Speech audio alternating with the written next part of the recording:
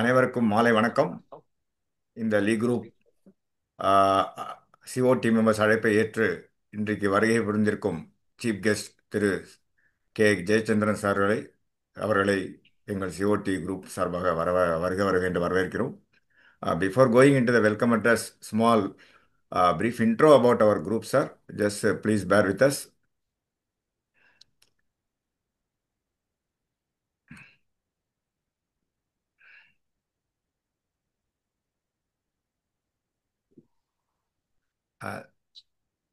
செல்வம், screen தெரியுதா? Selvam sir. Sir தெரியுது தெரியுது தெரியுது சார். ஓகே. தெரியுதுங்க sir. So this is the league group, sir. Learn to excel and enrich. That is the expansion. So we have been doing this so many sessions since October 2024 for the benefit of all the agents community. We have started this session on the occasion of Vijayadashami last year. It's a center of excellence in training to provide quality education to our LIC agents. So we have been operating with the help of 10 core operating team members, including me.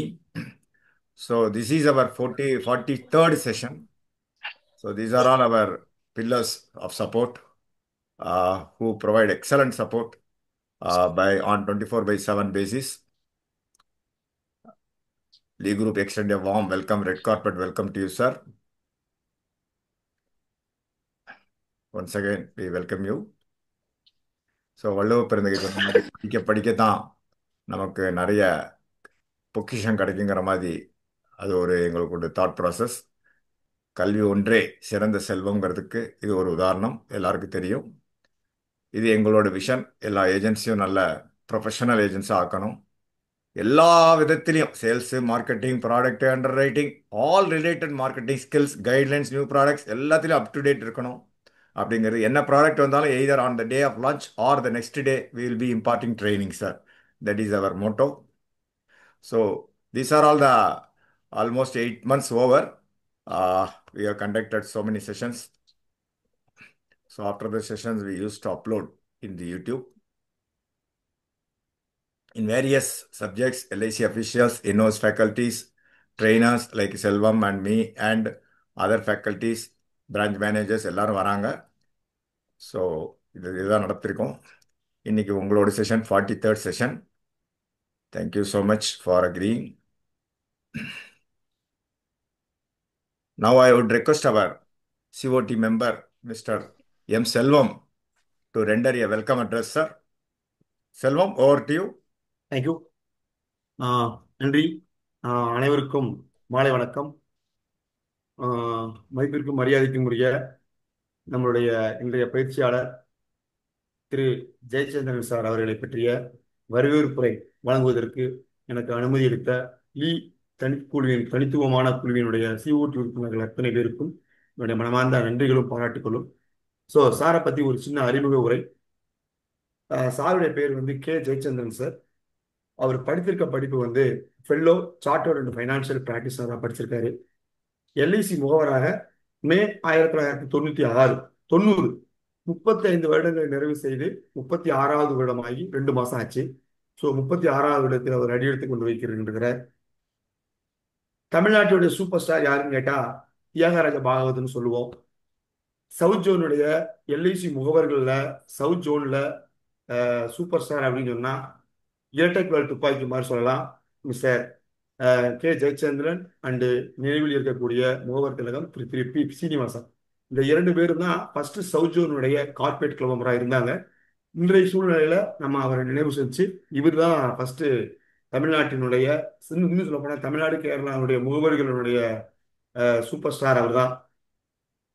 இன்னும் சொல்ல போனா sir தொடர்ந்து 18 ஆண்டுகளாக corporate club member எப்ப வந்துச்சோ அந்த இருந்து corporate club மெம்பராக இருக்காரு. எம்டிஆர்டி குவாலிஃபையர் சின்ஸ் 1993 இருந்து 32 வருடங்களாக இருக்காரு. கோர்ட் ஆஃப் தி டேபிள்ல 13 வருஷமா இருக்காரு.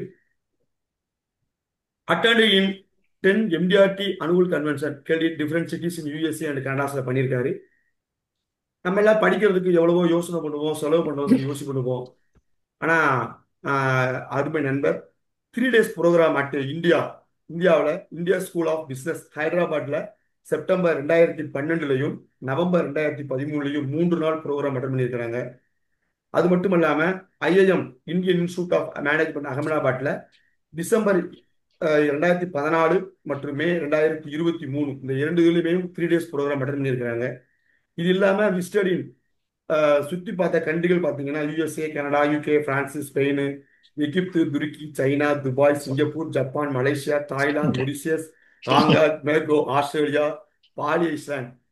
இது மட்டுமல்ல, தொடர்ந்து இருக்காரு. இதை விட மிகப்பெரிய ஒரு வரம் என்ன அப்படின்னு சொன்னா, தமிழ்நாட்டுடைய சூப்பர் ஸ்டார் அப்படின்னு சொன்னதுக்கு இன்னொரு காரணம் என்னன்னா,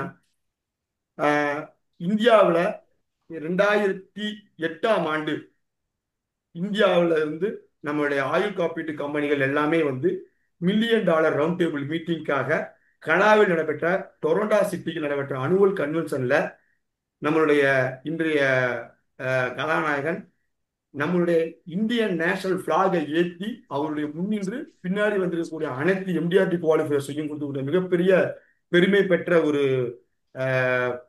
பயிற்சியாளர், நெறியாளர் அப்படிங்கிறதை சொல்லலாம். இன்னொரு விஷயம் சொன்னோன்னா, அவர்கிட்ட எனக்கு வந்து 1999 இருந்து அவருக்கு நல்லா தெரியும், பரிச்சயம். நான் லுகியில மெம்பரா இருக்கிறதுனால. ஸோ எனக்கும் சாருக்கு வந்து ஒரு 26 வருடங்களாக நல்ல ஒரு நட்பு, எந்த வித ஈகோவும் கிடையாது. நல்ல ஒரு பண்பாளர், முகவர்களுடைய வளர்ச்சிக்காக செய்து கொடுக்கக்கூடிய ஒரு சிறந்த பண்பாளர். இன்னும் சொல்ல போனா லுகி சாப்டர் சென்னை ஃபவுண்டர் பிரசிடெண்டா இருந்து சென்னையில் இருக்கக்கூடிய அத்துணை முகவர் சமுதாயத்திற்கும் ஒரு அறிவியலாக, அவருடைய அறிவை அறிவியலாக பயன்படுத்திய ஒரு நெறியாளர். இன்னும் சொல்ல போனா என்னுடைய அணிக்காக நான் ஒரு மீட்டிங் ஜெட்டிஸ்ல கேள்வி கேட்டேன். அப்ப உனக்காக வரணுமா அப்படின்னு சொல்லி என்னுடைய அணிக்காக ஒரு 10 வருடங்களுக்கு முன்னாடியே வந்து திண்டுக்கல்ல கிளாஸ் எடுத்துட்டு போனவர், எந்த விதமான எதிர்பார்ப்பும் இல்லாமல். என்ன காரணத்துக்குன்னா, அவர் சொன்ன வார்த்தைகள் வந்து எண்ணங்கள் வலிமையாக இருந்தால் வாய்ப்புகள் தானே வரும் அப்படிங்கிற ஒரு வாசகத்தை சொன்னாரு. அந்த வாசகத்தை என்னுடைய அணிக்கு வச்சிருக்கேன். அந்த வாசகம் மிகப்பெரிய பலமான வாசகம். ஸோ இதெல்லாம் இருந்தாலும் அவர்கிட்ட கஸ்டமரை வந்து அவருடைய கட்டுக்கோப்பையும் அவருடைய டெடிகேஷன் ஒர்க்லையும் வச்சுக்கிறதுக்கு ஒரு சின்ன உதாரணம் என்னன்னா, அவர் போனுக்கு யாராவது கஸ்டமர் போன் பண்ணாங்கன்னா 3 ரிங்கு தான் எடுப்பாங்க, அதுக்கு மேல எடுக்க மாட்டாங்க. 3 ரிங்குக்குள்ள அவர் போன் எடுத்துருவாரு. அப்படி இல்லைன்னா அந்த கஸ்டமர் போன் பண்ண மாட்டாங்க. திருப்பி அவர் எப்ப வேணாலும் கூப்பிட்டுருவாரு. இது வந்து கம்யூனிகேஷன், அதாவது என்ன சொல்லுவாங்கன்னா, கம்யூனிகேஷன்ஸ் வந்து எப்படி மெயின்டைன் பண்ணுங்கிறதுக்கு வந்து அவர் ஒரு சிறந்த எழுத்தாளர். அது மட்டும் அல்லாமல் அறிவு இருக்கா அப்படின்னு கேட்டா எல்லா பேருக்கும் கோவம் வந்துடும். அறிவு என்பது தனக்காக பயன்படுத்தினால் அது ஆணவம், மற்றவர்களுக்காக பயன்படுத்தப்படும் பொழுது அது அறிவியலாகிறது. அந்த அறிவியலை, தன்னுடைய அறிவியலை அறிவியலாக முன்னாடி லுகியில இருந்து மதுரையில் இருக்கக்கூடிய, மதுரை மட்டும் அல்லாமல் அகில இந்திய அளவிலும் இருக்கக்கூடிய முகவர்களுக்கு ஒரு ட்ரெயினராகவும் சிறப்பாக செய்திருக்கிறார். ஸோ அவருடைய எழுத்துக்கள், சொல்லுவாங்க இல்லையா, எழுத்துக்கள் பொண்ணு எழுத்துக்கள் பொறிக்கப்பட வேண்டிய அவருடைய எழுத்துக்கள் நான் கூட இருந்து அவருடைய சிஷியனா நான் அவரை எழுதி பார்த்துருக்கேன்.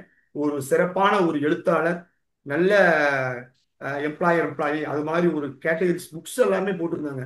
கேசி அகாடமி அப்படிங்கிற அகாடமியில சார் வந்து நடத்தி, சாரும் அதில் வந்து ஒரு ஒன் ஆஃப் த மேனேஜிங் டைரக்டரா இருந்தாங்க. ஸோ சந்திரசேகர் சார் இறந்த பின்பு அதை வந்து அதை விட்டுட்டாங்க. ஸோ இவ்வளவு வளர்ச்சிகளையும் பெற்றிருக்கிற அவர் வந்து இவருடைய அறிவு நம்மளுடைய லீ குழுவினுடைய தனித்துவமான குழுவினுடைய உறுப்பினர்களுக்கும் சிஓடி உறுப்பினர்களுக்கும் அறிவியலாக வந்து அவர்கள் வணிகத்திலும் வாழ்க்கையிலும் வெற்றி பெற எங்களுடைய குருவினுடைய உரை தேவை. வாருங்கள், உங்களுடைய சேவை எங்களுக்கு தேவை. வாருங்கள் குரு. Thank you. Thank you, Mr. Selvam, for the wonderful intro about this, sir. Sir, now you can start. Over to you, sir. Right sir, thank you thank you. நண்பர்களே, கேக்குதா சார்? எல்லாம் கிளீனா இருக்கா? நல்லா இருக்கு. எல்லாம் சரியா இருக்கா? Yes sir.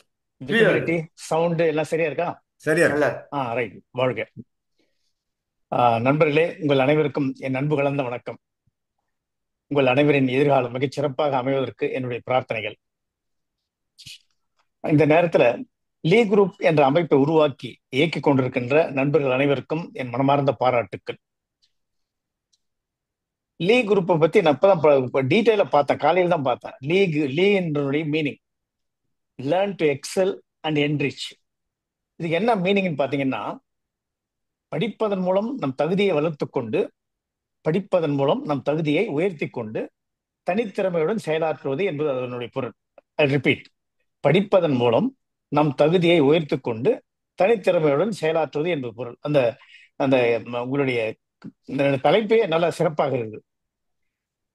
இந்த படிப்பதன் மூலம் தகுதியை உயர்த்திக் கொண்டு தனித்திறமையுடன் செயலாற்றுவது என்பதே வெற்றி வசப்படுவதற்கு இதுதான் முதல் தேவை, முக்கியமான தேவை. நண்பர்கள் அனைவருக்கும் மீண்டும் என் வாழ்த்துக்கள், பாராட்டுக்கள். லக்குக்கு ஒரு டெஃபினேஷன் ஒருத்தன் சொன்னான், படிச்சேன் நான். லக்கினுடைய டெஃபினேஷன் என்ன? Your preparedness to meet the opportunity is called luck. I repeat, your preparedness to meet the opportunity is called luck. அப்படின்னா என்ன அர்த்தம்? தேவையான திறமைகளை வளர்த்துக் கொண்டு வாய்ப்புகளை சந்திக்கும் போது ஏற்படும் விளைவுதான் அதிர்ஷ்டம் என்பது. ஐ ரிப்பீட் அகைன், தேவையான திறமைகளை வளர்த்துக் கொண்டு வாய்ப்புகளை சந்திக்கும் போது ஏற்படும் விளைவுதான் அதிர்ஷ்டம் என்பது. இப்போ லீ குரூப் வந்து திறமைகளை வளர்த்து கொண்டு இருக்குது, வளர்த்து கொடுக்குது.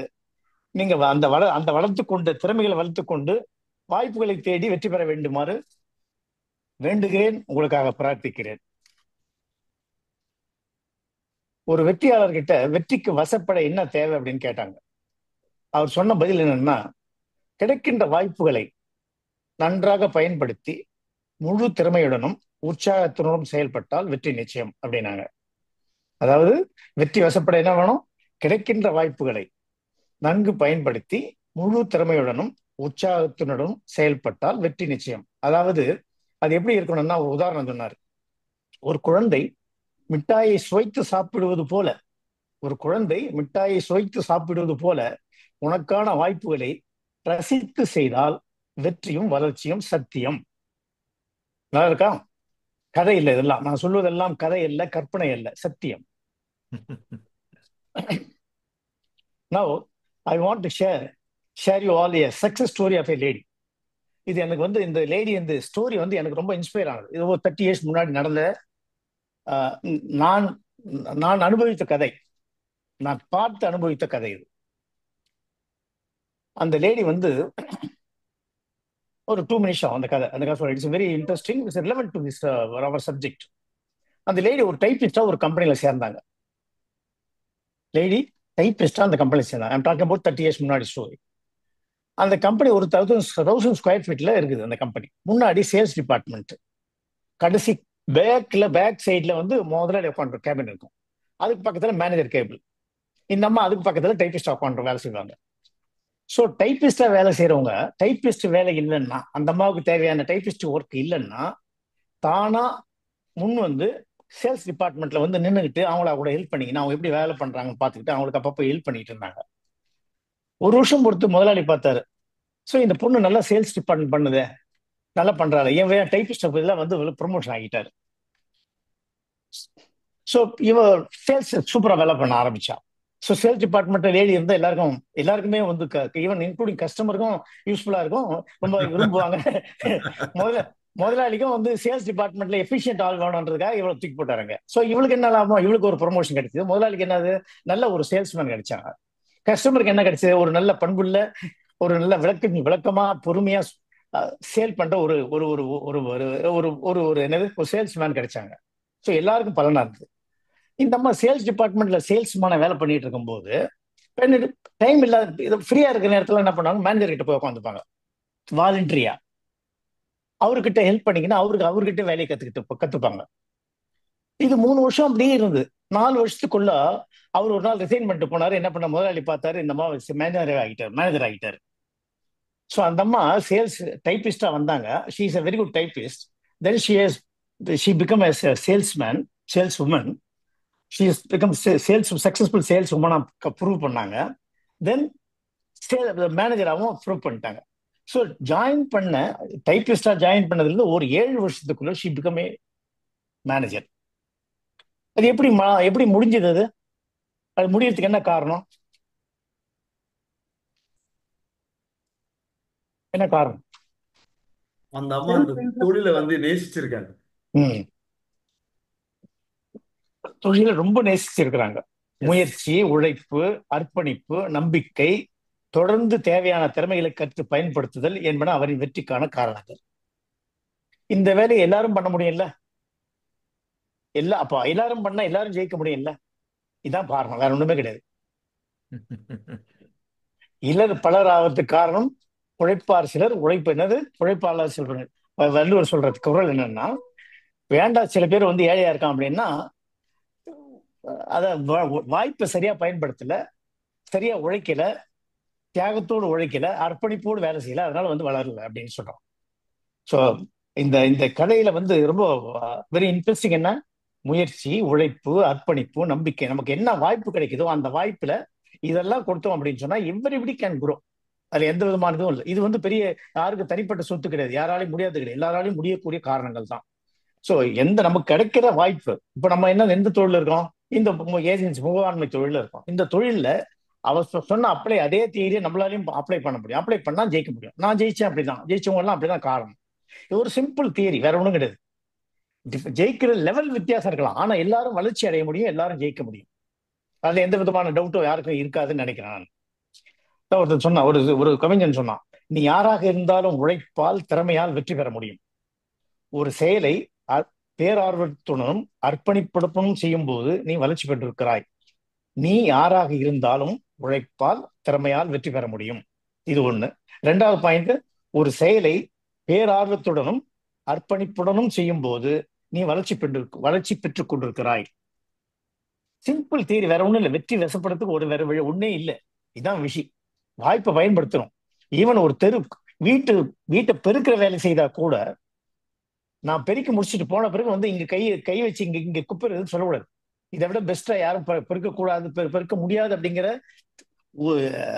திறமையை நம்ம காட்டணும். கேக்குறதா? Hello, right right right, okay okay. Then your career is the second greatest mother in the world. Your career is the second greatest mother in the world. அதாவது உனக்கு வருமானத்தை அளிக்கும் தொழில் தான் உன்னுடைய இரண்டாவது தாய். இது ரொம்ப ரொம்ப எனக்கு பிடிச்ச வாசகம் இது. Your career is the second greatest mother in the world. உனக்கு வருமானத்தை அளிக்கும் தொழில் தான் உன்னுடைய இரண்டாவது தாய். அப்படின்னா என்ன அர்த்தம்? அம்மா நம்ம வேலைக்கு போய் நம்ம சம்பாதிக்கிற வரைக்கும் அம்மா சோறு போடுறாங்க. அதுக்கப்புறம் சோறு எங்கிருந்து கிடைக்குது? நம்ம செய்யற தொழில் மூலமா தான் நமக்கு கிடைக்குது. ஸோ நாம் செய்யும் வேலை நமக்கு ஒரு அடையாளத்தையும் அங்கீகாரத்தையும் அதிகாரத்தையும் தருகிறது. இதெல்லாம் உங்களுக்கு தெரிஞ்ச கதை, நான் எதுவும் புதுசா எதுவும் சொல்லவில்லை. இதை ஒன்லி நினைவூட்டல் தான். இந்த நினைவூட்டல் தான் இம்பார்ட்டன்ட். நாம் செய்யும் தொழில் நமக்கு அடையாளத்தையும் அங்கீகாரத்தையும் அதிகாரத்தையும் தருகிறது. இந்த புரிதல் உணர்வு ஆகியவற்றுடன் செயல்பட்டால் எல்லோருக்கும் வெற்றி வசப்படும். இந்த புரிதல் உணர்வு ஆகியவற்றுடன் செயல்பட்டால் எல்லோருக்கும் வெற்றி வசப்படும். படுமா? கண்டிப்பா கண்டிப்பா படும். ரிமெம்பர், ஒரு விஷயம் இதுல வந்து கவனிக்க வேண்டிய விஷயம் என்னன்னா, நம்மளை போன்ற சுதந்திரமான தொழில் செய்பவர்கள் கவனிக்க வேண்டிய விஷயம் என்னன்னா, நமக்கு அதிகமான சுய கட்டுப்பாடு, ஒழுக்கம் மற்றும் சிறந்த மனப்பான்மையுடன் செயல்பட வேண்டும். காரணம் என்ன? ஸோ நம்ம தான் பாஸ், நம்ம தொழிலுக்கு நம்ம தான் பாஸ். இப்போ நம்ம பாஸ்ன்னா என்ன அர்த்தம்? நான் என்ன நினைக்கிறேனோ அதான் செய்வேன். சின்சியரா வேலை செய்தோம்னா முன்னுக்கு வரலாம். நம்ம தான் பாஸ் அப்படின்னு சொல்லி சோம்பேறித்தனமா இருந்தோம்னா வந்து கீழே போக வேண்டியதுதான்.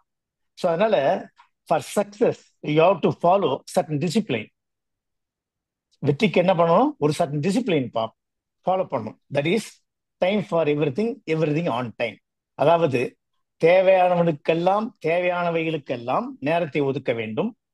அவை அனைத்தையும் நேரத்தோடு முடிக்க வேண்டும். Repeat again. தேவையானவைகளுக்கெல்லாம் நேரத்தை ஒதுக்க வேண்டும், அவை அனைத்தையும் நேரத்தோடு செய்து முடிக்க வேண்டும் என்ற வைராகியம் இருந்தால் வெற்றி வசப்படும். அது இங்கிலீஷ்ல வார்த்தை சொல்றேங்க. Time for everything in time, everything on time. இதுதான் வந்து டிசிப்ளினுடைய எக்ஸ்பிளனேஷன். நான் புரிஞ்சுக்கிட்ட எக்ஸ்பிளனேஷன், நான் ஃபாலோ பண்ற explanation. Then building a relationship for sale. அதாவது பேசிக்கலா வந்து இன்சூரன்ஸ் செல்லிங் வந்து ரிலேஷன்ஷிப் செல்லிங். பேசிக்கலா ஸ்டார்ட் வித் ரிலேஷன்ஷிப். அதுக்கப்புறம் உன்னோட திறமை அதெல்லாம் வந்து அடுத்த லெவல். ஃபர்ஸ்ட் லெவல் என்ன? ரிலேஷன்ஷிப் பில்டப் பண்றது. அது ரிலேஷன்ஷிப் எப்படி பில்டப் பண்ணணும் அப்படின்னு சொன்னா, இதுல வந்து எம்டிஆர்ல ஒரு ஸ்லோகன் படிச்சேன், you be an effective first time seen agent. அதாவது எப்படி இருக்கணும், ஒரு ஏஜென்ட் எப்படி இருக்கணும் அப்படிங்கிறது அது எக்ஸ்பிளைன் பண்றது. என்ன சொல்றது அப்படின்னா, நான் வந்து ஒரு கஸ்டமர் கிட்ட போயிட்டு பேசிட்டு 10 நிமிஷம் அப்பாயின்மெண்ட் வாங்கினேன், 10 நிமிஷம் பேசிட்டு வெளியே வந்த உடனே அவர் என்ன ஃபீல் பண்ணணுமா, இந்த ஏஜென்ட் நான் இது வரைக்கும் என்னோட வாழ்க்கையில வந்து கிட்டத்தட்ட ஒரு 10 15 ஏஜென்ட் மீட் பண்ணியிருக்கேன். பட் இவன் ஒரு டிஃப்ரெண்டா இருக்கான். என்ன டிஃப்ரெண்ட்? 4 டிஃப்ரெண்ட் தெரியணும் அவருக்கு. நான் பேசிட்டு வந்த பிறகு அவருக்கு 4 டிஃப்ரெண்டான விஷயம் அவர் மைண்ட்ல பதியணும். என்னது? ஒண்ணு, லுக்ஸ் டு பி நாலேஜபிள், தொழிலறிவு இருக்கு. ரொம்ப லுக்ஸ் டு பி ரிலையபிள், நம்பத்தன்மை, நம்பிக்கையாளலாம் இருப்பான் போல இருக்கு. மூணாவது, சர்வீஸ் மைண்டட் பர்சனா இருப்பான் போல தெரியுது. அதாவது சேவை மனப்பான்மை உடையவனாக இருக்கிறான். நாலாவது, ஆஃபர் சூட்டபிள் சொல்யூஷன், இவர் நமக்கு ஏற்றபடி உதவுவார் என்ற இந்த 4 எண்ணங்கள் வந்து அவன் மைண்ட்ல பதியணுமா. Repeat again. ஒரு கஸ்டமரை பேசி மீட் பண்ணிட்டு அப்பாயின்மெண்ட் மிச்சம் ஒரு 10 நிமிஷம் டைம் கொடுக்குறாரு. பேசி முடிச்சுட்டு வெளியே வந்த பிறகு அவருக்கு அந்த ஃபீலிங் வரணும். எந்த ஃபீலிங் வரணும்? இந்த 4 எண்ணங்கள் ஒரு மனிதனை பதியணும். நான் இது வரைக்கும் பார்த்த 10 ஏஜென்ட் பார்த்துருக்கேன் இது வரைக்கும். பட் இவன் வந்து ஒரு டிஃப்ரெண்டா இருக்கான். என்ன டிஃபரன்ஸ்? முக்கியமான டிஃபரன்ஸ் என்ன தெரியணும் அவருக்கு? லுக்ஸ் பி நாலேஜபிள், தொழிலறிவு இருக்கு. ரிலையபிள், நம்பகத்தன்மை உடையவனா இருக்கான். சர்வீஸ் மைண்டட், சேவை மனப்பான்மை உடையவனா இருக்கிறான். ஆஃபர் சூட்டபிள் சொல்யூஷன், நமக்கு ஏற்றபடி உதவுவார் என்ற எண்ணங்கள் அவர்கிட்ட ஏற்படணுமா. அப்படின்னா என்ன அர்த்தம்? ஏற்படணும்னா என்ன அர்த்தம்? இந்த தகுதிகள்லாம் உங்ககிட்ட இருக்கணும். அவரை மீட் பண்ணும்போது இந்த தகுதிகளோடு நீ அவரை மீட் பண்ணி பேசிட்டு வெளியே வந்த அப்படின்னு சொன்னா அவர் உன்னை மறக்க மாட்டாரு. அவருக்கு இன்சூரன்ஸ் வேணும்னும் போது கண்டிப்பா உன்னை பற்றிய நினைப்பு அவர் வரும். உனக்கான முக்கியத்துவத்தை அவர் கண்டிப்பா வந்து கொடுப்பாரு. இதான் வந்து ரொம்ப முக்கியமான செய்தி. நம்பர் 1, பில்டிங் ரிலேஷன்ஷிப்புக்கு திஸ் இஸ் வெரி இம்பார்ட்டன்ட். இது 2 விஷயம். ரிலேஷன்ஷிப்பை பில்டப் பண்றீங்க, நீங்க உங்க தகுதியை வச்சுட்டு இருக்கீங்க. அப்போ இதான் வந்து தகுதியை வளர்த்து கொண்டு வாய்ப்புகளை சந்திக்கும் போது ஏற்படுகிற நிகழ்ச்சி தான் வெற்றின்னு சொல்றேன்ல, அதான். ஸோ இந்த தகுதிகளோட வந்து ஒரு கஸ்டமரை மீட் பண்ணினா அது ஆட்டோமேட்டிக்கா ஒரு சேலா மாறும். நம்பர் 2, பில்டிங் ரிலேஷன்ஷிப்புக்கு number 2, offer before sale service. அதான் ஒரு கஸ்டமர் கிட்ட போன உடனே வந்து ஒரு புது பாலிசி போடணும்னு எதிர்பார்க்க கூடாது. சார் உங்ககிட்ட இருக்கிற பாலிசி பேசி முடிச்ச பிறகு, சார் உங்ககிட்ட ஏதாவது பாலிசி, நீங்க பாலிசி போடும்போது போடுங்க, தேவை இருக்கும்போது போடுங்க, இல்ல உங்களுக்கு எப்போ முடியுமோ போடுங்க, இல்ல எப்போ இப்போ புது பாலிசி வரும்போது என்ன வேற தேவை வரும்போது எல்லாம் பேசுங்க, போடுங்க. ஆனா இருக்கிற பாலிசி எல்லாம் கொடுங்க, நான் வந்து சர்வீஸ் பண்றேன். அதனுடைய என்னென்ன பாலிசி, அது எந்த எப்படி எப்போ எடுத்தது, எப்போ முடியும், எவ்வளவு இது, அதுல என்னென்ன ஃபெசிலிட்டிஸ் இருக்கு, சப்போஸ் திடீர்னு உங்களுக்கு எமர்ஜென்சிக்கு லோன் வேணும்னா எவ்வளவு லோன் எலிஜிபிலிட்டி இருக்கு, எல்லாத்தையும் எக்ஸ்பிளைன் பண்ண ஒரு வாய்ப்பு கொடுங்க. நான் சர்வீஸ் பண்ணிட்டு இருக்கேன். உங்களுக்கு திடீர்னு ஏதோ எமர்ஜென்சி லோன் வேணும், நீங்க பிசினஸ் மேன், வெளியே வந்து நிறைய வட்டிக்கு வாங்குறது பதிலாக உங்களுக்கு பாலிசி லோன்லயே எடுக்கலாம். ஒன்லி யூசேஜ் பண்ற பீரியட் வரைக்கும் தான் இன்ட்ரெஸ்ட் சார்ஜ் பண்ணுவாங்க எல்ஐசி. இது மாதிரி சில செய்திகள் எல்லாம் பண்ணலாம். அதே நாமினேஷன் இருக்கா, இந்த எல்லாத்தையும் நான் வந்து எக்ஸ்பிளைன் பண்றதுக்கு ஒரு வாய்ப்பா இருக்கும். உங்களுக்கு நீங்க தெரிஞ்சுக்கிறதுக்கு ஒரு வசதியா இருக்கும். ரெண்டாவது, நான் அதை வந்து ஃப்ரீயா சர்வீஸ் பண்ணிட்டு இருக்கேன். உங்களுக்கு எப்போ உங்களுக்கு தோணுதோ, பாலிசி எடுக்க வேண்டிய அவசியம் எப்போ ஏற்படுதோ அப்போ நீங்க எனக்கு வந்து அந்த உதவி பண்ணா போதும். இல்ல உங்களால உதவி பண்ணாலும் பரவாயில்ல, என்னுடைய சர்வீஸை நீங்க வந்து உணர்ந்தீங்கன்னா, அதுக்கப்புறம் வந்து உனக்கு என் மேல ஒரு நம்பிக்கை ஏற்பட்டதுன்னா நீங்க யாருன்னா கூட ரெஃபர் பண்ணலாம். அப்படிங்கிற ஒரு வாய்ப்பை நம்ம வந்து கிரியேட் பண்றதுக்கான ஒரு வாய்ப்பு இது. ரெண்டாவது சொல்றது ஆஃபரிங் பிஃபோர் சேல் சர்வீஸ். மூணாவது point, exhibit give and take policy. அதாவது நம்ம ஒருத்தர்கிட்ட போனா வந்து நம்மளால என்ன அவங்களை என்ன பண்ண முடியும் அப்படிங்கிற எண்ணம் இருக்கணும். யார்கிட்ட பழகினாலும் முதல்ல நம்ம என்ன பண்ணோம்? இப்போ கஸ்டமர் கிட்ட போகும்போது எதுக்கு போறோம்? பாலிசி வாங்கிட்டு தான் போறோம், அதுல டவுட்டே கிடையாது. பட் அதே நேரத்துல அவர் பாலிசி கொடுக்கறதுக்கு அவருக்கு நம்மளால என்ன பண்ண முடியும்? ஃபார் எக்ஸாம்பிள், இப்போ பாலிசி இருக்குது, அவர் பாலிசியே எடுக்கல. சார் நீங்க இதெல்லாம் கொடுங்க, பாலிசி எல்லாம் கொடுங்க, யாரும் சர்வீஸ் பண்றதுக்கு ஆள் இல்லைன்னா அந்த டீட்டெயில் எல்லாம் கொடுங்க. பாலிசி டீட்டெயில்ஸ் தான் நான் வந்து எல்லாத்தையும் எடுத்து வச்சுக்கிட்டு சர்வீஸ் பண்றேன். அதுல எவ்வளவு லோன் இருக்குன்னு சொல்றேன், நாமினேஷன் இருக்குதான்னு சொல்றேன். இல்ல நீங்க மைனர் இருக்கும்போது பாலிசி இருந்தா நாம வந்து இப்போ வந்து நாமினேஷன் போடணும், அப்புறம் ஆக்சிடென்ட் பெனிஃபிட் ஆட் பண்ணணும், இது மாதிரி விஷயங்கள்லாம் இருக்கு அப்படிங்கிறத ஒரு எக்ஸ்பிளைன் பண்ணி நம்மால என்னென்ன விஷயங்களை அவங்களுக்கு தெளிவுபடுத்த முடியும், எந்த விதத்துல நம்ம உதவியா இருக்க முடியும் அப்படிங்கிறத எக்ஸ்பிளைன் பண்ணீங்கன்னா அப்படின்னா தென் டெஃபினெட்லி வந்து நம்ம மேல ஒரு நம்பிக்கை, நம்ம ஒரு மதிப்பு, ஒரு நம்பிக்கை ஏற்படும். அப்புறம் வந்து சேலா ஏற்படும். ஸோ ரிலேஷன்ஷிப் டெவலப் பண்றது நான் ஃபாலோ பண்ற இந்த 3 மெத்தட் தான். So you be an effective first time seen agent, number 1. Number 2, offer before sale service. Number 3, exhibit give and take policy. அதாவது நம்மளால என்ன முடியும்னு பார்க்கணும். உன்னால எதுவுமே கொடுக்க முடியல, அட்லீஸ்ட் அவருக்காக ப்ரே பண்ணலாம் இல்ல. It doesn't cost nothing, right? So அவன் எல்லாரும் நல்லா இருந்தா நாமும் நல்லா இருக்க முடியும். ஸோ அந்த எண்ணம், அந்த வாய்ப்புகளை பயன்படுத்திக்கணும். சேல்ஸ் பர்சன் எப்படி இருக்கணும்ன்றதுக்கு ஒருத்தர் எழுதியிருந்தார், ஒரு கட்டுரையில் எழுதியிருந்தார். சேல்ஸ் பர்சன் ஷுட் பி எப்படி இருக்கணும்னா, number 1 should be a consultant. 3 விதமா சொல்றாங்க. கன்சல்டண்டா இருக்கணும், தொழில் உள்ளவன், அதாவது தொழில் திறமை உள்ளவன் அல்லது நிபுணன் சொல்றேன்ல அது மாதிரி. அதாவது ஏதாவது இன்சூரன்ஸ் அப்படின்னா நம்ம நாம வரணும், அதுக்கு பேர் தான் கன்சல்டன்ட். இன்சூரன்ஸ் பத்தி ஏதாவது தெரிஞ்சுக்கணும், ஏதாவது டவுட் கேட்கணும் அப்படின்னா அவர்கிட்ட காட்டினா, அவர்கிட்ட பேசினா, அவர் கான்டாக்ட் பண்ணா அவர் எல்லாத்தையும் சொல்லிடுவாரு அப்படிங்கிற சொல்றோம். That is called you become a like consultant. அந்த தகுதியை அடையணும். ரெண்டாவது, you become a partner. Partner, ஒரு கம்பெனியில பார்ட்னருடைய ரோல் என்ன? அந்த கம்பெனி நஷ்டத்துல போனாலும் அவரை பாதிக்கும், லாபத்தை போனாலும் அவரை பாதிக்கும். அது ஈக்குவல் இம்பார்ட்டன்ஸ். அந்த மாதிரி ஒரு ஒரு தகுதி, அந்த அந்த ஒருத்தர்கிட்ட பழகும் போது நீ ஒரு பார்ட்னர் மாதிரி வந்து பிஹேவ் பண்ணணும் அப்படிங்கிறது தான் அந்த பார்ட்னர். ரெண்டாவது நம்பர். மூணாவது, ஒரு அசிஸ்டன்ட். மூணாவது, அதாவது அவருக்கு ஏதாவது எந்த விதமான உதவி இருந்தாலும் நீ இதை வந்து செய்யறது தயாரா இருக்கணும். உன்னை நம்பக்கூடியவனா, நீ தகுதி படைத்தவனா இருக்கணும். ஏதாவது எமர்ஜென்சி, நாட் ஒன்லி இன்சூரன்ஸ், ஏதாவது ஒரு அவர் வீட்டுல ஏதோ ஒரு சின்ன விஷயம், ஃபார் எக்ஸாம்பிள் அவர் பொண்ணுக்கு வந்து காலேஜ் அட்மிஷன் கிடைக்கல அப்படி ஏதோ சொல்லிட்டு இருக்காரு, உன் காதுல விழுது. அப்ப என்ன பண்ண, உங்களுக்கு யாரும் தெரிஞ்சு வந்தா சார் நான் பண்ணி கொடுக்குறேன் சார், இல்ல நான் ட்ரை பண்ணி பாக்குறேன் சார் அப்படிங்கிற ஒரு வார்த்தை சொல்லலாம்.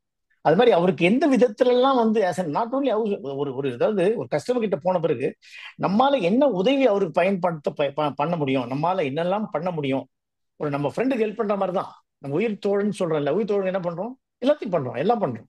அதே மாதிரி கஸ்டமரையும் வந்து உயிர் தோழனா நினைச்சு நீ வந்து எல்லாத்தையும், அதாவது எதுக்கும் உன்னை கூப்பிடலாம். உனக்கு சப்போஸ் உனக்கு வந்து அங்க இருக்கிற ஒரு டிஎஸ்பி தெரியும் அப்படின்னா என்ன பண்ணும், சார் நான் ஒன்றும் இல்லை கவலைப்படாதீங்க சார், டிஎஸ்பி எனக்கு தெரியும் சார், அது உங்க பிரச்சனை எதாவது இருந்தால் சொல்லுங்க சார், நான் வந்து அவர் மூலமா நான் ஹேண்டில் பண்ணி தரேன் அப்படின்னும் போது என்ன ஆகும், அவருக்கு ஒரு ஹாப்பி வரும், மேல மேல ஒரு மரியாதை வரும்.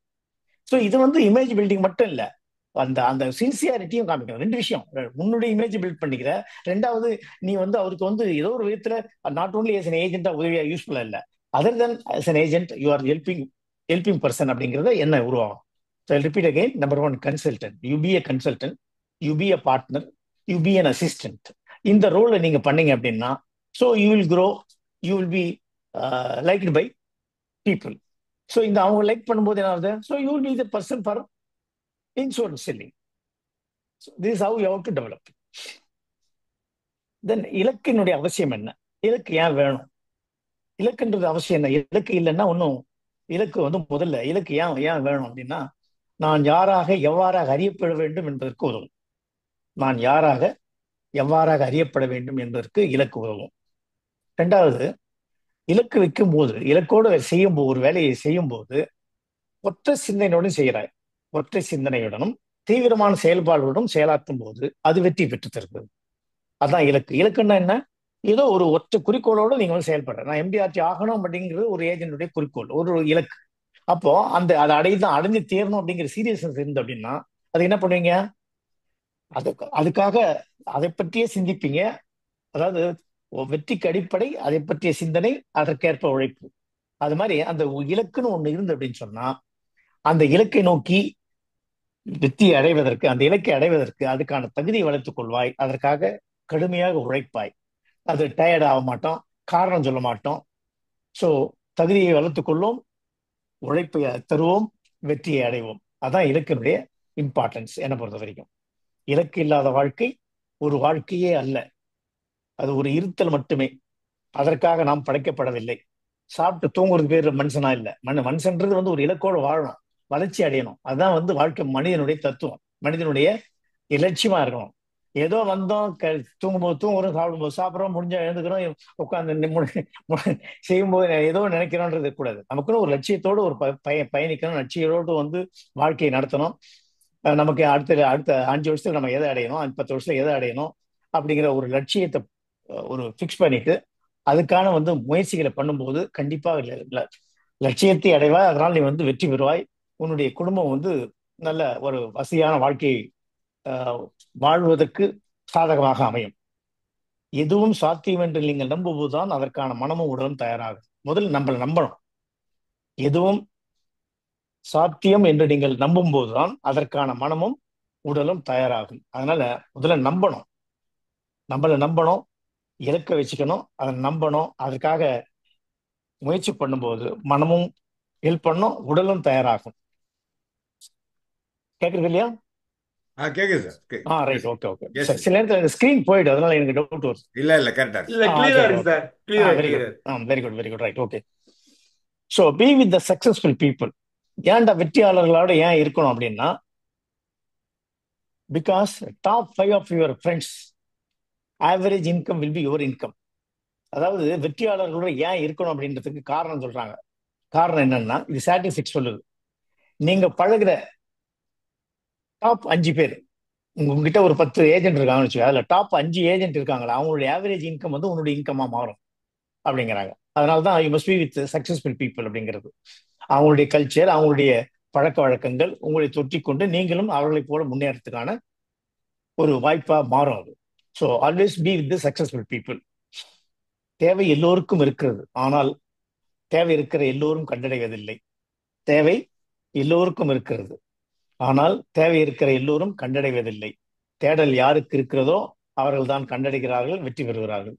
அப்ப அப்படின்னு அர்த்தம், தேடல் வேண்டும். எப்போ நெக்ஸ்ட் என்ன, இதுக்கு என்ன, அடுத்து என்ன, இதை சாதிச்சோம், ஸோ எம்டிஆர்டி முடிச்சிட்டோம், அடுத்து என்ன, சிஓடி முடிக்கணும் அப்படிங்கிற ஒரு எண்ணம், அதற்கான தகுதியை வளர்த்துக் கொள்ளுதல், அதுக்கான தியாகம் செய்தல், இதெல்லாம் பண்ணா அடுத்த இலக்கை வந்து நம்ம வந்து அடைவதற்கான வாய்ப்புகள் கண்டிப்பா முடியும்.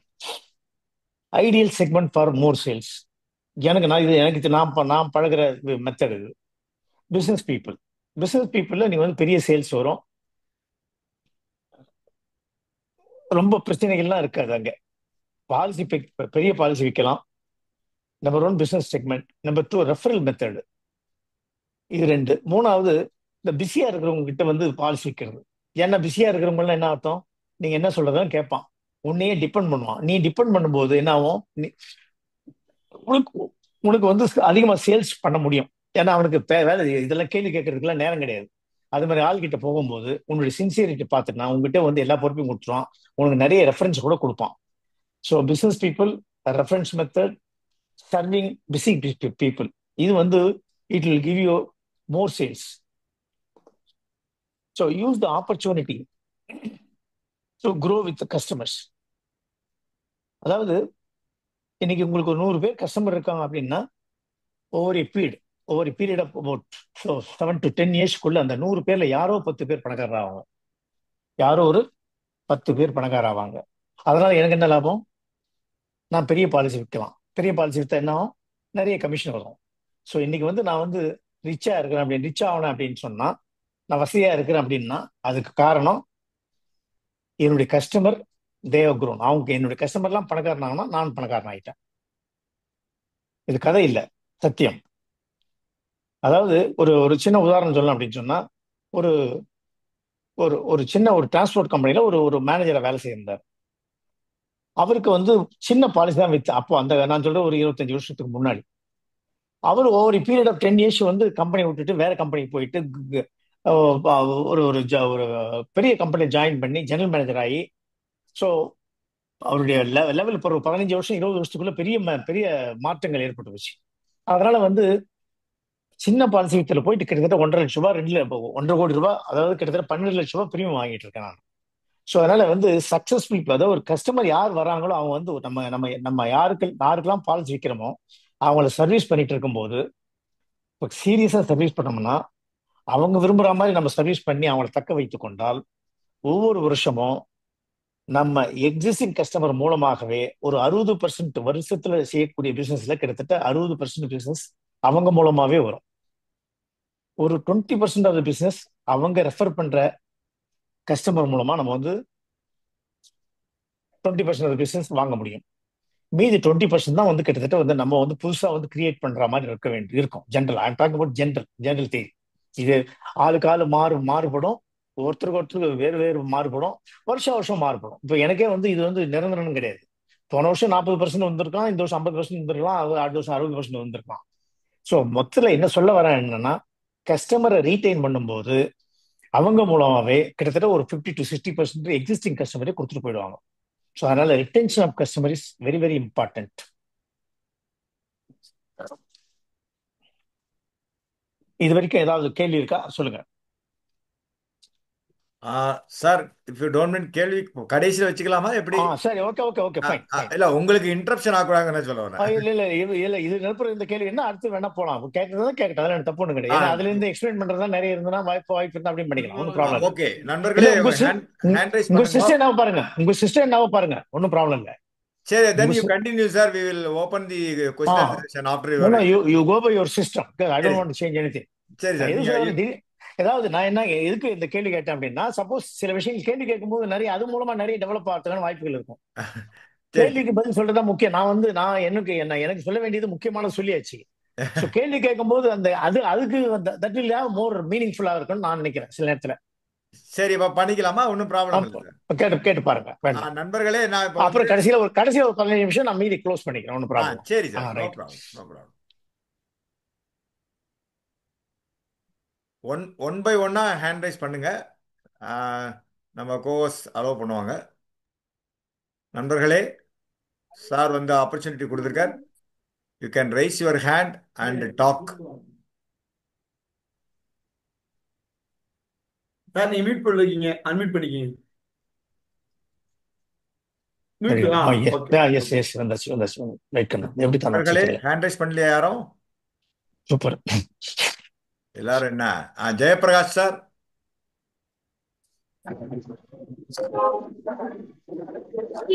அன்மியூட் பண்ணிக்கோங்க sir. I given permission. You can unmute yourself.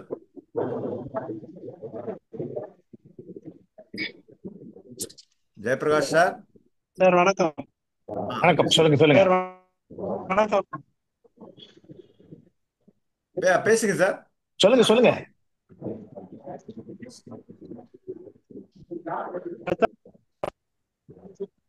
Sir service oriented business பண்றோம். ஆனா வந்து சில டைம்ல வந்து அது டிராப் ஆகுது சார். என்ன காரணம் சார்? கடைசி வரையில அவங்க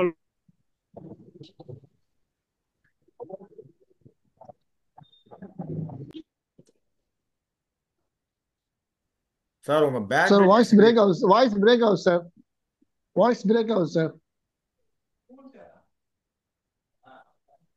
சார். ஹலோ, பேசுங்க. சார் கேக்குது, சொல்லுங்க சார். இப்ப கேக்குதுங்களா? கேக்குது சார், நீங்க பேசுங்க. அன்மியூட் ஆயிட்டா இருக்கு. சரி. ஆனா வந்து அவங்க வந்து நம்ம சர்வீஸ்ல வந்து சாட்டிஸ்ஃபைட் ஆகாம டிராப் ஆகுறாங்க. அதுக்கு நம்ம சைடுல என்ன தவறுன்னு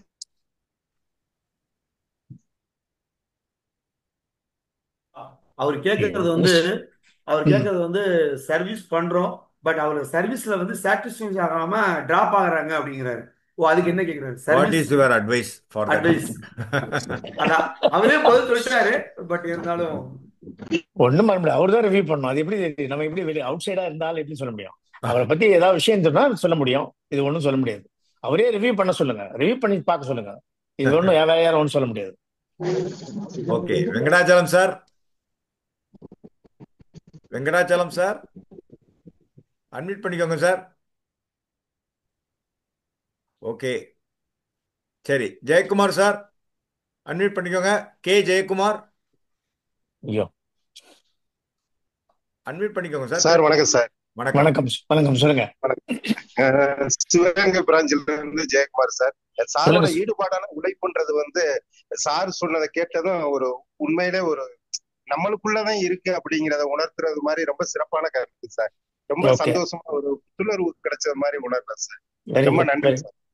ரைட். கேள்வி சொல்லுங்க. ரொம்ப நன்றி சார். நன்றி sir. He is giving the feedback. Okay. சரி Okay. Sir. Somanathan sir. Sir வணக்கம். வணக்கம், சொல்லுங்க. ஐயா, உங்களை நிறைய லூகில பார்த்திருக்கேன். உங்களை பர்சனலா உங்ககிட்ட பேசியிருக்கேன். சரி. ஞாபகம் இருக்க? ஏன்னா நீங்க நிறைய மீட்டிங் நீங்க அறிவுரை கொடுக்கறதுல ஞாபகம் இருக்காது. இருந்தாலும் உங்களை என்ன நன்றாக தெரியும்.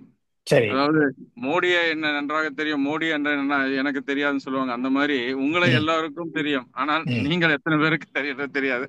நான் என்ன கேட்கிற கொஸ்டின் என்ன, நீங்க பெரிய பெரிய பிசினஸ் பார்ட்டிஸ் கஸ்டமர்ஸை பார்க்கும்போது என்ன மாதிரி போய் அப்ரோச் பண்றீங்க? ஏன்னா அது வந்து கிடைக்கிறது, அப்பாயின்மெண்ட் கிடைக்கிறதே கஷ்டமா இருக்கு.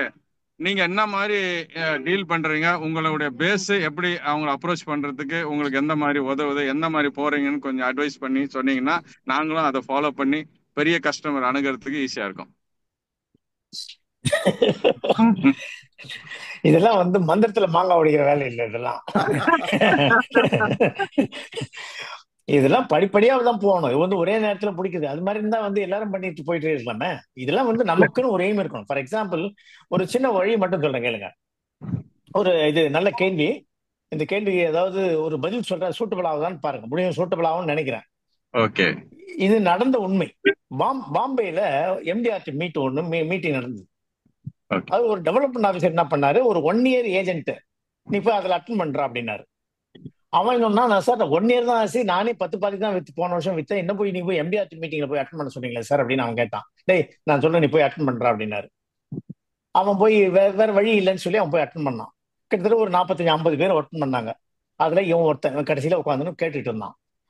வந்த பேச்சாளர் வந்து எம்டிஆர்டியை பத்தி விளக்கமா சொன்னாரு. எம்டிஆர்டி ஒரு வருஷத்து கஷ்டத்துல ஒரு வருஷம் உழைப்பு, இப்படியாவது எம்டிஆர்டி இந்த வருஷம் கட்டி பண்ணி முடிச்சிட்டீங்க அப்படின்னா you will be earning so much money. இப்போ நம்ம இந்த வருஷம் எம்டிஆர்டி பண்ணோம்னா என்ன வரும்? 11,32,600 வரும். ஃபார் எக்ஸாம்பிள் இந்த வருஷம் எம்டிஆர்டி என்ன வரும்? எம்டிஆர்டி ஆனா என்ன ஆகும்? எம்டிஆர்டி நீங்க குவாலிஃபை ஆனா என்ன அர்த்தம்? 11,32,600 ஏர்ன் பண்றீங்கன்னு அர்த்தம். கண்டிப்பா. அது மட்டும் இல்ல கண்ணா, ஒரு வருஷம் நீ கஷ்டப்பட்டு எப்படியாவது கஷ்டப்பட்டு ஒரு வருஷம் எம்டிஆர்டி குவாலிஃபை ஆயிட்டீங்கன்னா 11,32,600 கையில வரும். ரெண்டாவது அது மட்டும் இல்ல, இந்த ஒரு வருஷத்துடைய உழைப்புக்கு 2வது வருஷத்துல இருந்து மினிமம் 18,876 அட்லீஸ்ட் ஒரு 10-15 வருஷம் தொடர்ந்து நிச்சயமா வரும் அப்படின்னு சொல்லி முடிச்சாரு. சொல்லி முடிச்ச உடனே வந்து இது வந்து அவனுக்கு மைண்ட்ல வந்து ஏறிச்சு. மைண்ட்ல வந்து ரொம்ப ஸ்ட்ராங்கா பதிஞ்சு போச்சு. இவனுக்கு இது வந்து மைண்ட்ல ரொம்ப டிஸ்டர்ப் பண்ணிட்டு இருந்து நேரா வீட்டுக்கு போனான். எப்படிடா இது வந்து என்னடா இது, நம்ம வந்து சாப்பாட்டுக்கே கஷ்டப்பட்டுட்டு இருக்கோமே, ஒரு வருஷம் கஷ்டப்பட்டா வந்து எம்டிஆர்டி அப்படின்ற தகுதி அடைஞ்சோம்னா இது மாதிரி வாய்ப்பு கிடைக்குன்றாங்களே, பெரிய வந்து புதையல் மாதிரி இருக்க இந்த விஷயம், இது எப்படி பண்றது அப்படின்னு யோசனை பண்ணிக்கணும். 2 நாளா அவன் உண்மையாவே சொல்ல வர நடந்த நிகழ்ச்சி இது. பாம்பேல இங்க இல்ல, 15 வருஷத்துக்கு முன்னாடி நடந்த கதை. அவன் என்ன பண்ணா, உடனே டக்குன்னு ஒரு ஞாபகம் வந்து அவனுக்கு. அவனுடைய ஃப்ரெண்டு ஒருத்தன், கிளாஸ்மேட் ஒருத்தன் டிரைவரா ஒர்க் பண்றான் ஒரு எம்டி கிட்ட, ஒரு கம்பெனியுடைய எம்டி கிட்ட. உடனே பண்ணா மறுநாள் அந்த ஞாபகம் வந்த உடனே அவனை தேடி போனான். தேடி போயிட்டு, டேய் பர்றா, நான் சாப்பிடறதுக்கு வசதி இல்லாம இருக்கிறேன், 3 வேளை சாப்பிட்றது கூட வருமானம் இல்லை, இப்பதான் ஏஜென்சி ஒண்ணு எடுத்தேன், ஒரு மீட்டிங் என்ன அட்டன் பண்ண எங்க டெவலப்மெண்ட் ஆஃபீஸ் அட்டன் பண்ண சொன்னாரு. பார்த்தா ஒரு வருஷமும் எப்படியாவது கஷ்டப்பட்டா இது மாதிரி வருமானம் வரும்னு சொல்றாங்க. சரிடா, அதுக்கு நான் என்ன பண்ணணும் அப்படின்னு கேட்டான் அவன். அவன் சொன்னா, நீ ஒன்றும் பண்ண வேண்டாம், உங்க எம்டி கிட்ட ஒரு அப்பாயின்மெண்ட் வாங்கி கொடு, நான் எங்க டெவலப்மெண்ட் ஆஃபீஸர் கூட்டின்னு வரேன். சோ ஒரு பாலிசி, லக்கிலி ஏதோ பாலிசி கிடைச்சது அப்படின்னு சொன்னா நான் கொஞ்சம் ஏதோ உன் பேரு உன்னுடைய உதவியில நான் வந்து கொஞ்சம் வசதியா வாழ முடியும்டா அப்படின்னா. டேய் நான் டிரைவரா இருக்கிறேன், அவர் எம்டி, அவர்கிட்ட போய் கேட்க சொல்றேன் அப்படி, நீ தான் நல்ல டிரைவர் தானே, நீ அவர் மூடு இருக்கும்போது கேள, உனக்கு என்ன கெட்டு போச்சு அப்படின்னா.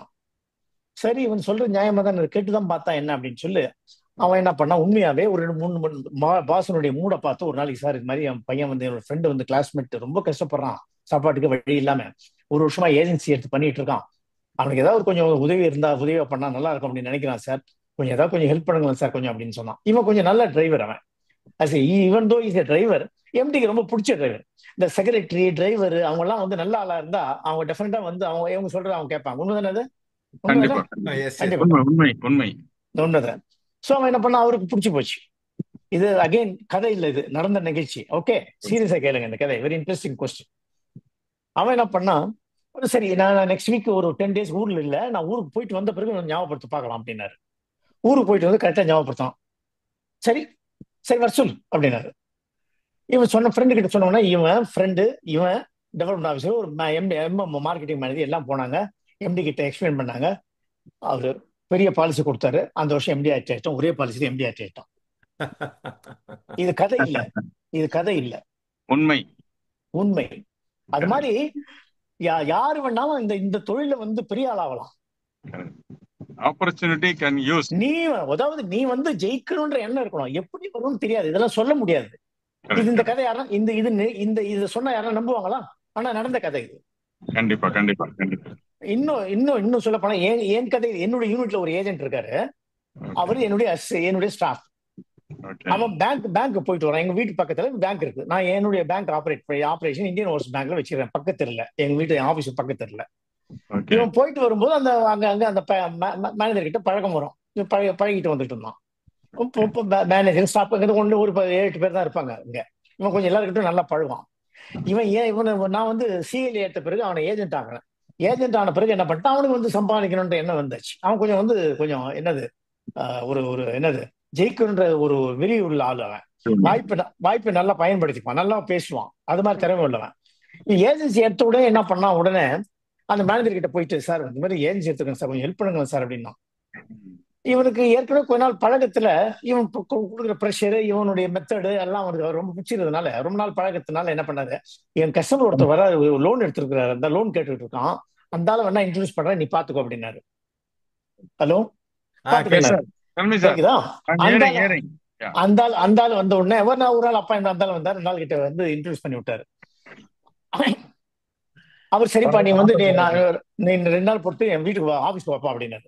அங்க போனா எடுத்த உடனே என்ன பண்ணா, ஒரு 10 பாலிசி எடுத்து போட்டாரு. இதெல்லாம் எல்லாம் லேப்ஸ்ல இருக்குது, எல்லாம் கண்டிஷன் எடுத்துப்பா, இதெல்லாம் சரிப்பா, இதெல்லாம் என்னன்றது கண்டிஷன் சொல்லு எனக்கு அப்படின்னாரு. அதுல ஒரு 4-5 பாலிசி லேப்ஸ் ஆயிருந்து, 2-3 பாலிசிக்கு வந்து லேட் ஃபீ போட்டு கட்ட வேண்டியதா இருந்து, எல்லாத்தையும் பண்ணி கொடுத்தாரு. எல்லாம் சின்ன சின்ன பாலிசிங்க, எல்லாம் பண்ணி கொடுத்த பிறகு அவருக்கு திருப்தி ஆயிட்டாரு. அதுக்கப்புறம் சார் நீங்க பாலிசி போடுங்க சார் அப்படின்னா, நம்ப மாட்டீங்க, 1 கோடி பாலிசி போட்டான். அந்த 3600 ரூபாய் பிரீமியம், ஆஃப் இயர்லி பிரீமியம் வாங்கினான். இது எப்படி சாத்தியமாச்சு? சர்வீஸ். அதாவது உனக்கு ஜெயிக்கணும்னு நினைச்சீங்கன்னா வாய்ப்பு எப்படி வரும்னு சொல்ல முடியாது.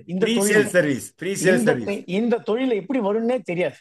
இது 2 உண்மை நிகழ்ச்சிகள். நீ யாரா வேணாலும் இருக்கலாம் இந்த தொழில, நீ பெரிய புச்சாலியா இருக்கணும்னு கூட அவசியம் கிடையாது இந்த தொழிலுக்கு. உண்மைதானே? ஜெயிச்சவனும் புச்சாலி, உண்மைதானே? இந்த பர்டிகுலர் தொழிலுக்கு புச்சாலியா இருக்கணுமா? ஜெயிக்கணும்ன்ற உனக்கு வெறித்தனம் இருக்கணும், கான்டாக்ட் நல்லா டெவலப் பண்ணணும், அவ்வளவுதான். இந்த 2 நிகழ்ச்சியில என்ன இருந்தது, ஒரு டிரைவர் வந்து எம்டி ஆச்சானா, ஒரு அசிஸ்டன்ட் ஏஜென்சி எடுத்த முதல் வருஷமே வந்து 1 crore பாலிசி விற்க முடிஞ்சது. எங்க எப்படி வாய்ப்பு கிடைச்சது? ஜெயிக்கணும்ன்ற எண்ணம் இருக்கணும். நம்ம எந்த தொழில இருக்கிறோமோ அந்த தொழில எப்படியாவது ஜெயிக்கணும் அப்படிங்கிற எண்ணம், அதுக்கான முயற்சிகள், தொடர் முயற்சிகள் இருக்கும். உனக்கு நீ முட்டாளா இருந்தாலும் பரவாயில்ல, முயற்சி முக்கியம். தானா வாய்ப்புகள் எப்படியோ ஒரு விதத்துல வரும். சோ இந்த 2 நிகழ்ச்சி தான். சோ இது 2 நிகழ்ச்சி சொல்லிட்டேன். இப்போ ஒரு ஐடியா கொடுக்குறேன். இப்போ நீங்க பெரிய பாலிசி இருக்கணும், என்ன பண்ணணும்? ஜென்ரலா என்ன சிஸ்டம் சொல்லுவாங்க, யாராவது ஒரு பேங்க் மேனேஜரை பிடி, ஃப்ரெண்டை பிடி. பேங்க் மேனேஜர் உங்களுக்கு டைரக்டா பிடிக்கலையா, தெரியலையா, அவர் தெரிஞ்சவங்க யாருன்னா பிடி. முதல்ல அவர் மூலமா வந்து பேங்க் மேனேஜர் ஃப்ரெண்ட் ஆக்கு. அதுக்கப்புறம் அவருக்கு ஏதாவது கொஞ்சம் ஃப்ரெண்ட்ஷிப் ஆக்கு, உன்னுடைய கதையை சொல்லு, உன்னை அவர் பிடிக்கிற மாதிரி நடந்துக்கோ. தென் ஆட்டோமேட்டிக்கா இந்த லவ் பண்ற மாதிரி தான். லவ் பண்ணும்போது யாரும் லவ் பண்றான், என்ன பண்றான், ஏதோ ஒரு பொண்ணை பிடிச்சி போகுது, லவ் பண்ணி கல்யாணம் பண்ணிக்கிறானா இல்லையா சார்? சொல்லவே நினைச்சேன். அதே மாதிரிதான் கஸ்டமரை வந்து நீ முதல்ல வந்து லவ் பண்ணணும், அவனை பிடிக்கணும், அவன்கிட்ட ஜெயிக்கணும், அவன் பாலிசி விற்கணும் அப்படிங்கிற எண்ணம் வந்து அப்படின்னு சொன்னா ஆட்டோமேட்டிக்கா அதுக்கு தகுந்த மாதிரி நீ வந்து உன்னுடைய நடை உடை பாவனைகள் எல்லாம் மாறும். ஆட்டோமேட்டிக்கலா வெற்றி நிச்சயமாக மாறும். நான் ஏதாவது கதை சொல்றேன்னா? நந்தன் தான் சொல்றேன் தம்பி.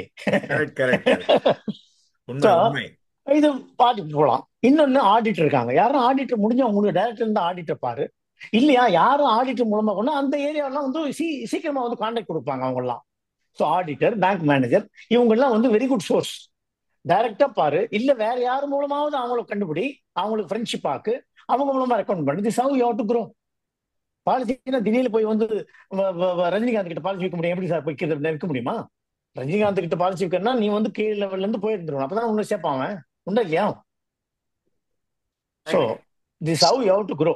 இது வந்து இது ஒன்றும் ரெடிமேட் ஆன்சர் எல்லாம் கிடையாது. ஒரு வழி தான் சொல்ல முடியும். இந்த வழியை வந்து இந்த பாயிண்ட் எல்லாம் நீங்க புடிச்சுக்கிட்டு இதுல இந்த மெத்தட்ல எந்த மெத்தட் நம்ம யூஸ் பண்ண முடியும் அப்படின்னு நினைச்சு நீங்க வந்து உங்களுக்கு தகுந்த மெத்தடை ஃபாலோ பண்ணி போகணும். பட் ஆனா நிச்சயம் வளர முடியும். இப்ப நான் எடுத்த உடனே ஒரு பெரிய பாலிசி எடுத்தேன்னா ஒண்ணும் இல்லை. ஏன்னா என்னுடைய மெத்தட் என்னன்னா, சர்வீஸை ஒழுங்கா பண்ணிட்டு வந்தா என் கஸ்டமர்லாம் ஒவ்வொரு பீரியட், நான் வந்து இப்ப 20 வருஷமா 35 வருஷமா இந்த ஃபீல்டு இருக்கேன். 10 வருஷத்துக்குள்ள என்னுடைய கஸ்டமர்லாம் பெரிய பணக்காரன் ஆகணுமா, உங்களுக்கும் பணக்காரன் உண்டா இல்லையா சார்? பணக்காரன் எல்லாரும் பணக்காரன் ஆகல. 10 உங்ககிட்ட 100 பேர், 100 பேர் 10 பேர் யாரும் ஒருத்த வசதியா வரானோ இல்லையா? கண்டிப்பா. வாழ்க்கையினுடைய வளர்ச்சி தத்துவம் அது. சரி, நீ 100 பேருக்கு வந்து கஸ்டமர் இருக்காங்கன்னா அந்த 10 பேர் யாரும் பணக்காரன் ஆகிறான். அப்ப என்ன ஆகுது, நீ பெரிய பாலிசி வைக்கல, நீயும் பெரிய ஆள் ஆகிற. This is general process. இது எல்லாருக்குமான ஒரு விதி. நீ அடுத்து இது வந்து ஜென்ரல் விதி மூலமா தான் நான் பெரிய ஆள் ஆனேன். இது வந்து எக்ஸெப்ஷனல் விதி என்ன, இந்த டிரைவர் வந்து ஒரு ஏஜென்ட் வந்து டிரைவர் ஃப்ரெண்ட் மூலமா இது மெம்டிஆர்டி முடிச்சானா, அது இல்ல ஆடிட்டர் மூலமா போலாம். இதெல்லாம் வந்து முயற்சி பண்ணி பண்றது. இது ஜென்ரலாவே 10 வருஷத்துக்குள்ள நீ வந்து பெரிய ஆளா ஆகலாம் இந்த ஃபீல்டுல. சோ இத முயற்சி பண்ணணும். அடுத்த கேள்வி. Super sir, excellent for your examples. Thank you sir, thank you. Right okay. நண்பர்களே, கேள்வி கேட்கணுமா சார்ட்ட? அவர் சோமநாதன் சார் எப்படி ஓப்பனாக கேட்டாரோ, உங்களுக்கு ஏதாவது சந்தேகங்கள் இருந்தால் கேட்கலாம். டிப்ஸ் கொடுப்பார் சார் எப்படிங்கிறது. ஒண்ணுமே இல்லையா? எல்லாரும் ஜாம்பவானா? ஆ? சரி, அப்போ சாரை பேச சொல்லலாமா? நீங்கள் உங்கள் தாட்ஸை யோசனை பண்ணி வைக்கிறீங்களா? சாரை கண்டினியூ பண்ணலாமா? எப்படி? சார் சுமதின்னு ஒருத்தர் வந்திருக்காங்க. சுமதி மேடம், சொல்லுங்கம்மா. அட்மிட் பண்ணிக்கோங்க மேடம். நீங்களே அட்மிட் பண்ணிக்கலாம்.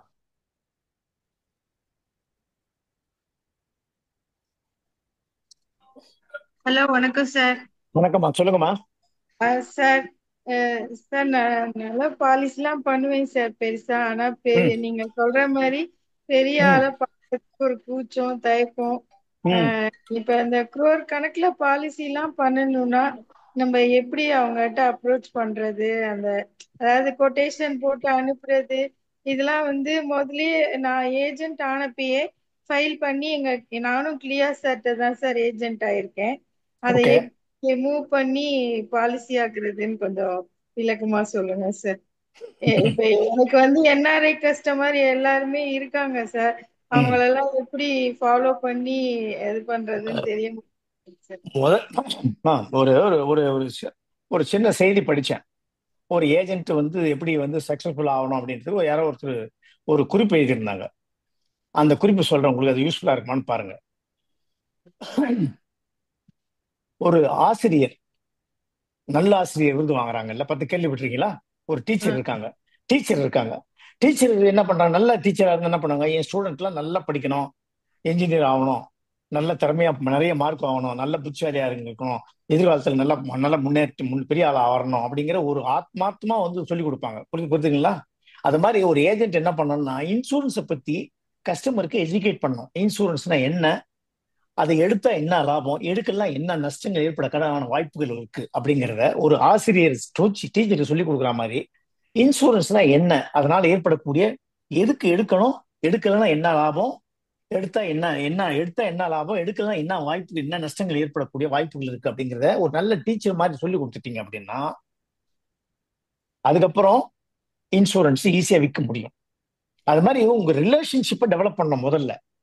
நீங்க ஒரு ஏஜென்ட், நீங்க உங்ககிட்ட திறமை இருக்குது, அக்கறையா வேலை செய்றீங்க, இந்த இன்சூரன்ஸை பத்தி சம்பந்தப்பட்ட அறிவு எல்லாம் இருக்குது, அதை சொல்லி கொடுத்த பிறகு நமக்கு வந்து அதை எடுக்கணும் போல அவங்களுக்கு தோணும்.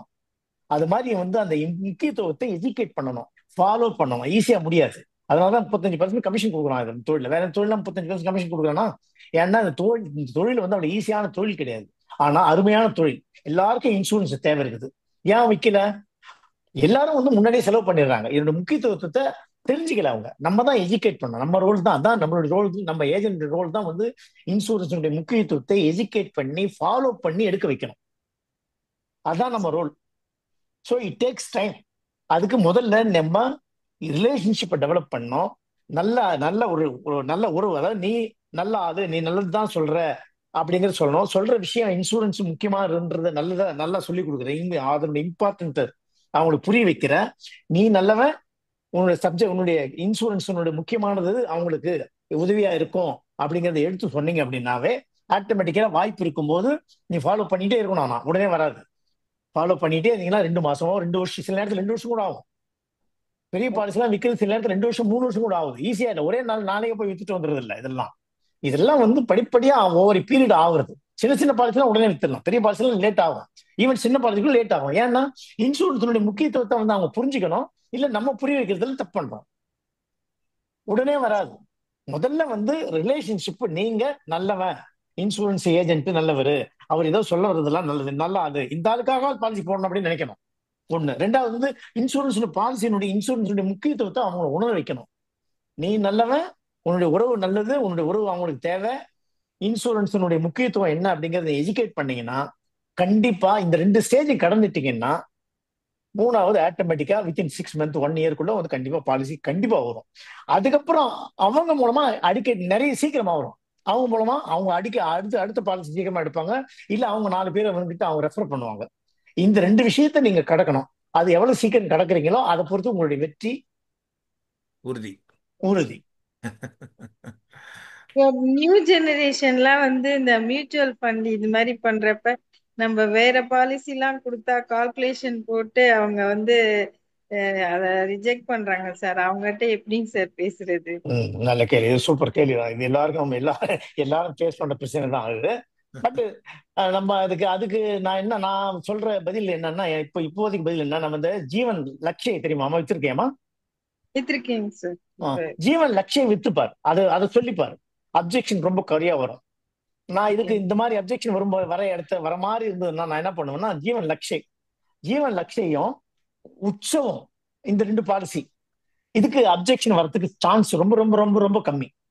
சப்போஸ் ஒரு 35-40 வயசுக்குள்ள இருக்கிறவன், நல்லா கவனிமா, 35-40 வயசுக்குள்ள இருக்கிறான், கல்யாணம் ஆயிருக்குது, சின்ன 2 குட்டி குழந்தைங்க இருக்கு அப்படின்னா, ஜீவன் லட்சியை பத்தி எக்ஸ்பிளைன் பண்ண அவன் நோன் சொல்றதுக்கான வாய்ப்புகள் ரொம்ப ரொம்ப கம்மி.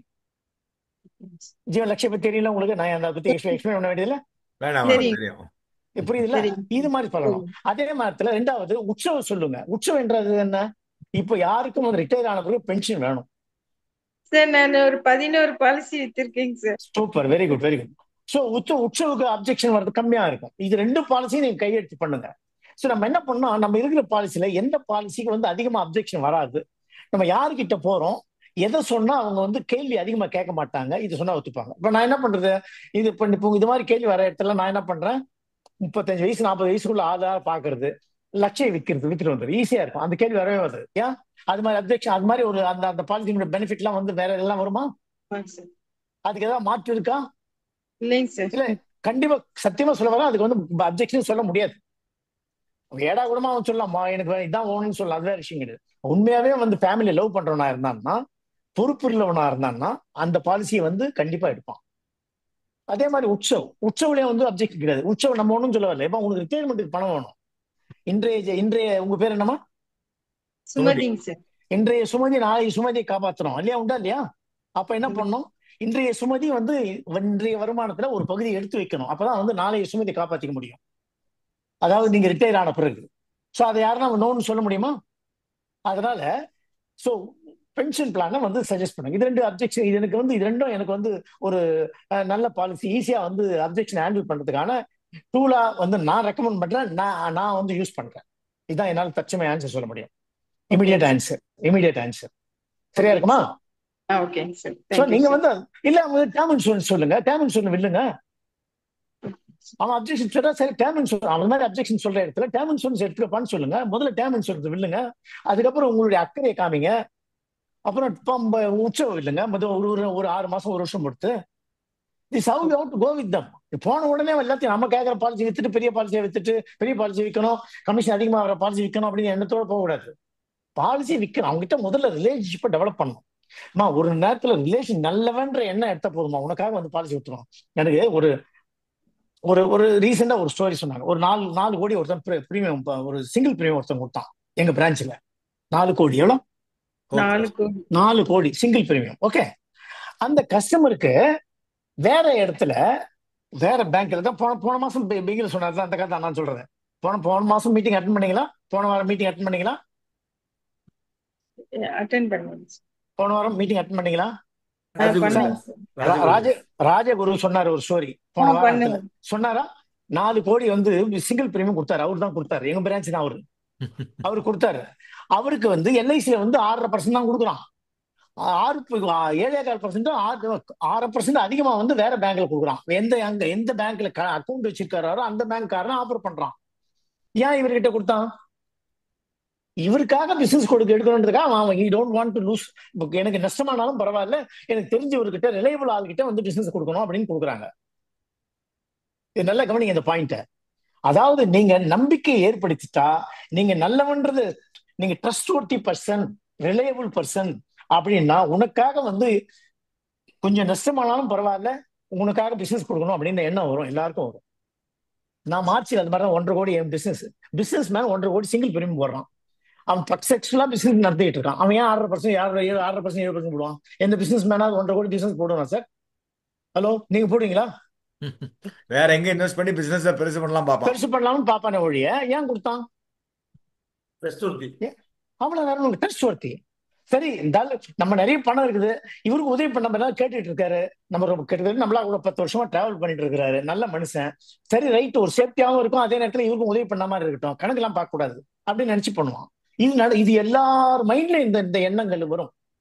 நீ அதுக்கு தகுதியானவனா ஆகணும். நீ உன் தொழில நாலேஜபிளா இருக்கணும். நீ நம்பக்கூடியவனா இருந்த அப்படின்னா இதெல்லாம் வந்து ஒரு விஷயமே கிடையாது. இந்த அப்ஜெக்ஷன் எல்லாம் ஓவர் ஆயிடும். இன்டெகிரிட்டியை பத்தி கொஞ்சம் சொல்லுங்க. எதை பத்தி? இன்டெகிரிட்டியை பத்தி. இன்டெகிரிட்டி, இன்டெகிரிட்டி நம்பிக்கை. நீங்க நடத்துறீங்க இல்லையா கம்யூனிகேஷன், அதுதான் சொல்றேன். நீ ஒரு கஸ்டமர் சொல்லியிருக்கீங்கல்ல, ஒரு 10 கோடி ரூபாய்க்கு கொட்டேஷன் வாங்கினேன், தெரியாம நான் 10 கோடி ரூபாய் வாங்கினவன் போய் நான் 10 கோடிக்கு சமசூர் கேட்டுட்டு அப்புறம் ஐடிஆர் பார்த்துட்டு 3 வருஷம் கழிச்சு வாங்கினேன் ஒரு சொன்னீங்கல்ல. அது வந்து இங்க மக்களுக்கு வந்து அதெல்லாம் கொஞ்சம் சொன்னா நல்லா இருக்கும். நீ உங்களுடைய கிளாஸும் ராஜகுரு சார் கிளாஸ்னா வந்து ஐடிஆரை பார்த்து சேலரி பீப்புளை வாங்கி வச்சு எப்படி நம்ம கஸ்டமர்கிட்ட சொல்லணுங்கிறத வந்து ரிஸ்கேட் பண்றீங்க. ஸோ எல்லா பேரும் மோட்டிவேஷன் அது மாதிரி பேசுறாங்க. பட் இது வந்து ஒரு ஒரு இண்டிவிஜுவாலிட்டி குரூப்பா இருக்குங்கிறதுனால தான் நான் உங்களை மாதிரி பெரிய ஜாம்பவான்களை கூப்பிட்டு வந்தா தான் இது மாதிரி ஒரு ட்ரிக்கு தெரியும் கஸ்டமர்ஸ்ங்கிறதுக்காக சொல்றேன். இப்ப இதை உங்க கேள்வி என்ன சொல்லு, கேள்வி மட்டும் சொல்லு போறோம். மறுபடியும் அந்த ஒரு 10 கோடி ரூபாய்க்கு ஒரு பாலிசி போட்டு ஐடிஆர் வாங்கிட்டு ஏன்டா வாங்கினேன், நான் கம்மியா போச்சு, கொஞ்சம் வெயிட் பண்ணி வாங்கினேன்னு ஒரு ஸ்டோரி சொன்னீங்க இல்லையா, அதை வந்து எப்படி நீங்க ஹேண்டில் பண்றீங்க? கஸ்டமர் பெரிய கஸ்டமர்ஸ் போய் வாங்க போறப்ப இப்ப நம்ம கம்மியா வாங்கிடுறோம், பட் ஐடிஆர் வந்து 10 கோடி ரூபாய்க்கு இன்கமே காமிக்கிறோம், நம்ம பாலிசி வந்து 10 கோடி ரூபாய்க்கு வாங்கணும். ஸோ அதை நம்ம சரின்னு சொல்லி வாங்கிட்டு வந்துடுறோம், பட் அதை அப்படி மறுபடியும் நம்ம மெயின்டைன் பண்ணி அவர்கிட்ட வந்து வாங்குறது. அது ஒண்ணும் இல்ல, இத வந்து சமயோசிதமா அந்த நேரத்துல தைரியமா அடிக்கிறது தான், வேற ஒண்ணும் கிடையாது. நமக்கு முதல்ல கான்பிடன்ஸ் இருக்கணும். அடிச்சு கேட்கணும், உள்ளுவதெல்லாம் உயர் உள்ளன்னு சொன்ன மாதிரி பெருசா கேட்கணும். என்ன கேட்கறது, என்ன கேட்கறது, என்ன அதுல என்ன கொஞ்சம் போயிடும். ஒரு பார்ட்டி கிட்ட போகும்போது கூட சரி ஒரு 10 லட்சம் ரூபாய் பாலிசி எடுப்பாரு அப்படின்னா நீ 20 லட்சம் ரூபாய்க்கும் 40 லட்சம் ரூபாய்க்கும் கொட்டேஷன் என்ன கட்டு வச்சு அவன் சொல்லிட்டு போயிட்டுமே, நான் தான் மெத்தட் ஃபாலோ பண்ணுவேன்.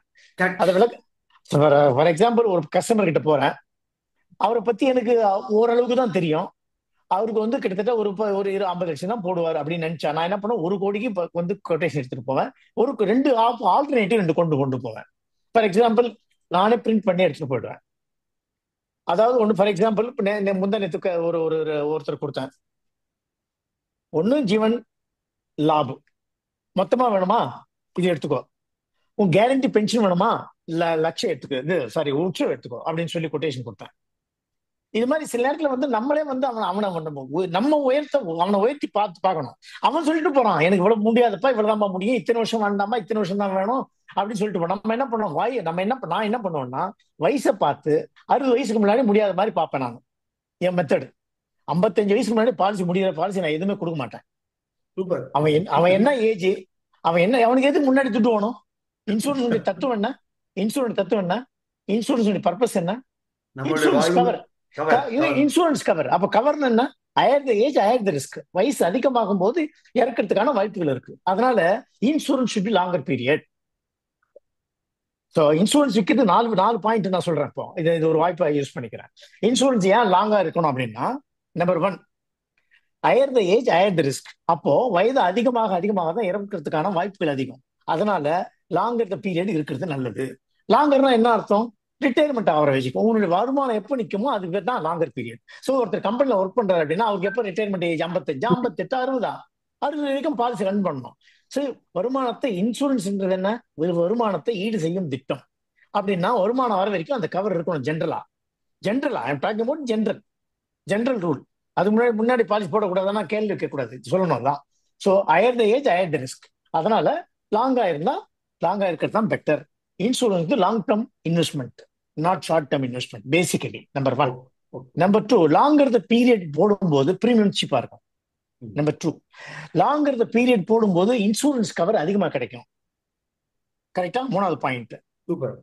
4வது பாயிண்ட், இன்சூரன்ஸ்ல இருந்து மெச்சூரிட்டி ஆகி வர பணம் எப்ப கிடைக்கணும் அப்படின்னா, ஜென்ரலா ஒரு கம்பெனில ஒர்க் பண்றீங்க, உங்களுக்கு பென்ஷன் பிபிஎஃப் கிராஜுவேட் எப்ப கொடுக்குறான்? 60 வயசுக்கு மேலதான். ரிட்டையர்மெண்ட் போது கிட்டத்தட்ட இன்சூரன்ஸ் அது வந்து எழுதப்பட்ட சட்டம். எழுதப்படாத சட்டம் என்னன்னா, இன்சூரன்ஸ் கவர் கூட லாங்கர் த பீரியட் உங்களுக்கு ரிட்டையர் ஆகும் போது தான் வரா மாதிரி இருக்கணும். ஜென்ரலா அதுல இருந்து கிட்டத்தட்ட வரா மாதிரி இருக்கணும். ஏன்னா இந்த பணம் it is suppose to be to meet your to create a corpus for your old age. பென்ஷனா கிரியேட் பண்றதுக்கு ஒரு கார்பஸா யூஸ் ஆகணும். இல்ல உன்னுடைய கடன் ரிட்டையர் ஆகும்போது ஏதாவது கடன் கடன்லாம் இருந்தா செட்டில் பண்றதுக்கு யூஸ் ஆகணும். இல்ல உங்க பொண்ணு கல்யாணம் ஆகாது இருந்தா கல்யாணம் ஆகிறதுக்கான செலவுகளா இருக்கணும். இந்த 3 காரணங்களுக்கு தான் இருக்கணும். அதனால இந்த பணம் லாங்கா எண்ணில் ரிட்டையர் ஆகிற ஸ்டேஜில் தான் இருக்கிற மாதிரி இருக்கணும். ஸோ அதனால இந்த 4 காரணங்களை சொல்லு. இந்த காரணங்கள் நம்ம சொல்றோமா? அவன் சொல்றது நம்ம கேட்கக்கூடாது. அவன் சொல்றது காரணம் ஏன்டா நான் இன்சூரன்ஸ் லாங்கா இருக்குன்னா, basically I repeat again, insurance is a long term financial instrument. Higher the age higher the risk. அதனால லாங்கா இருக்கணும். 2. Number 3, longer the period instalment கம்மியா கட்டுவீங்க. Longer the period higher insurance cover அதிகமா கிடைக்கும். 5வது பாயிண்ட், இது வந்து கிராஜுவிட்டி. கம்பெனியில் ஒர்க் பண்ணும்போது பணம் எப்போ வருது? கிராஜுவிட்டி பென்ஷனும் ரிட்டையர் ஆகும்போது. அதே மாதிரி இது கூட வந்து likely you to receive that money. அந்த ஏஜ்ல தான் இந்த பணத்தை வாங்கணும் இன்சூரன்ஸ். மீதி நேரத்தில் உழைக்கிற அந்த வருமானத்துல வந்து செலவு பண்ணு, குத்தனம் பண்ணு. வரும் எதிர்காலத்துக்கு வந்து உன்னுடைய ரிட்டையர்மெண்ட் காலத்துக்கு அது கார்பஸ் யூஸ் ஆகணும் அப்படிங்கறத எஜுகேட் பண்ணா 10 பேர் கேட்பானா இல்லையா? இந்த விஷயத்த நம்ம எத்தனை பேர் சொல்றோம்? இது மாதிரி வந்து நம்ம வந்து கொஞ்சம் புரிஞ்சு அறிந்து அவங்களுக்கு எஜுகேட் பண்ணோம்னா கண்டிப்பா வந்து இந்த அப்ஜெக்ஷன்லாம் வந்து கண்டிப்பா குறையும். இந்த அப்ஜெக்ஷன் குறையும் போது என்ன ஆகுது? இதெல்லாம் வந்து விளக்கம் சொல்லும் போது என்ன ஆகும்? கஸ்டமர் என்ன நினைப்பாரு? இந்த ஆளுக்கு அறிவு இருக்குதுன்னு நினைப்பான். இந்த ஆளுக்கு அறிவு நம்ம மேல அக்கறை இருக்குதுன்னு நினைப்பான். அப்ப என்ன ஆகும்? உன் மேல லவ் வரும், உனக்கு பாலிசி போடுவார். உண்டா இல்லையா? சோ நம்ம வந்து ஒரு அக்கறையோடவும் நம்ம அறிவுபூர்வமாகவும் அக்கறையோடு நம்ம வந்து இந்த நம்மளுடைய கருத்துக்களை சொல்லும் போது அவங்க வந்து கண்டிப்பா வந்து புரிஞ்சுப்பாங்க. தென் they will entertain, உன்னை நம்புவாங்க. அடுத்து நண்பர்களே, வேற யாராவது கேள்வி கேட்கணுமா? சார் கண்டினியூ பண்ணட்டும். சார் நீங்க விட்டு போன பாயிண்ட்ஸ் ஏதாவது பேசணும், சம்மரைஸ் பண்ணிக்கலாம் sir. Right, very good, right, okay. So நான் வந்து இந்த எம்டிஆர்டியை பத்தி கொஞ்சம் சொல்லிடுறேன். எம்டிஆர்டி உங்களுக்கு எல்லாருக்கும் தெரியும், பட் இருந்தாலும் வந்து என்னுடைய பார்வையில 2-3 பாயிண்ட் சொல்லிடுறேன். ஒரு ஏஜென்ட் வந்து ஒரு ஏஜென்ட்டா இந்த தொழிலை தான் நீங்க நம்பிட்டு இருக்கீங்க.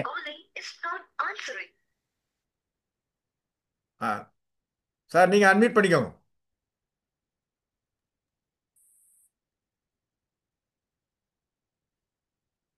Okay, right. ஒரு ஒரு ஒரு இந்த தொழிலை வந்து தான் வந்து முழு நேர தொழிலா சேர்க்கிறவங்களுக்கு நான் வந்து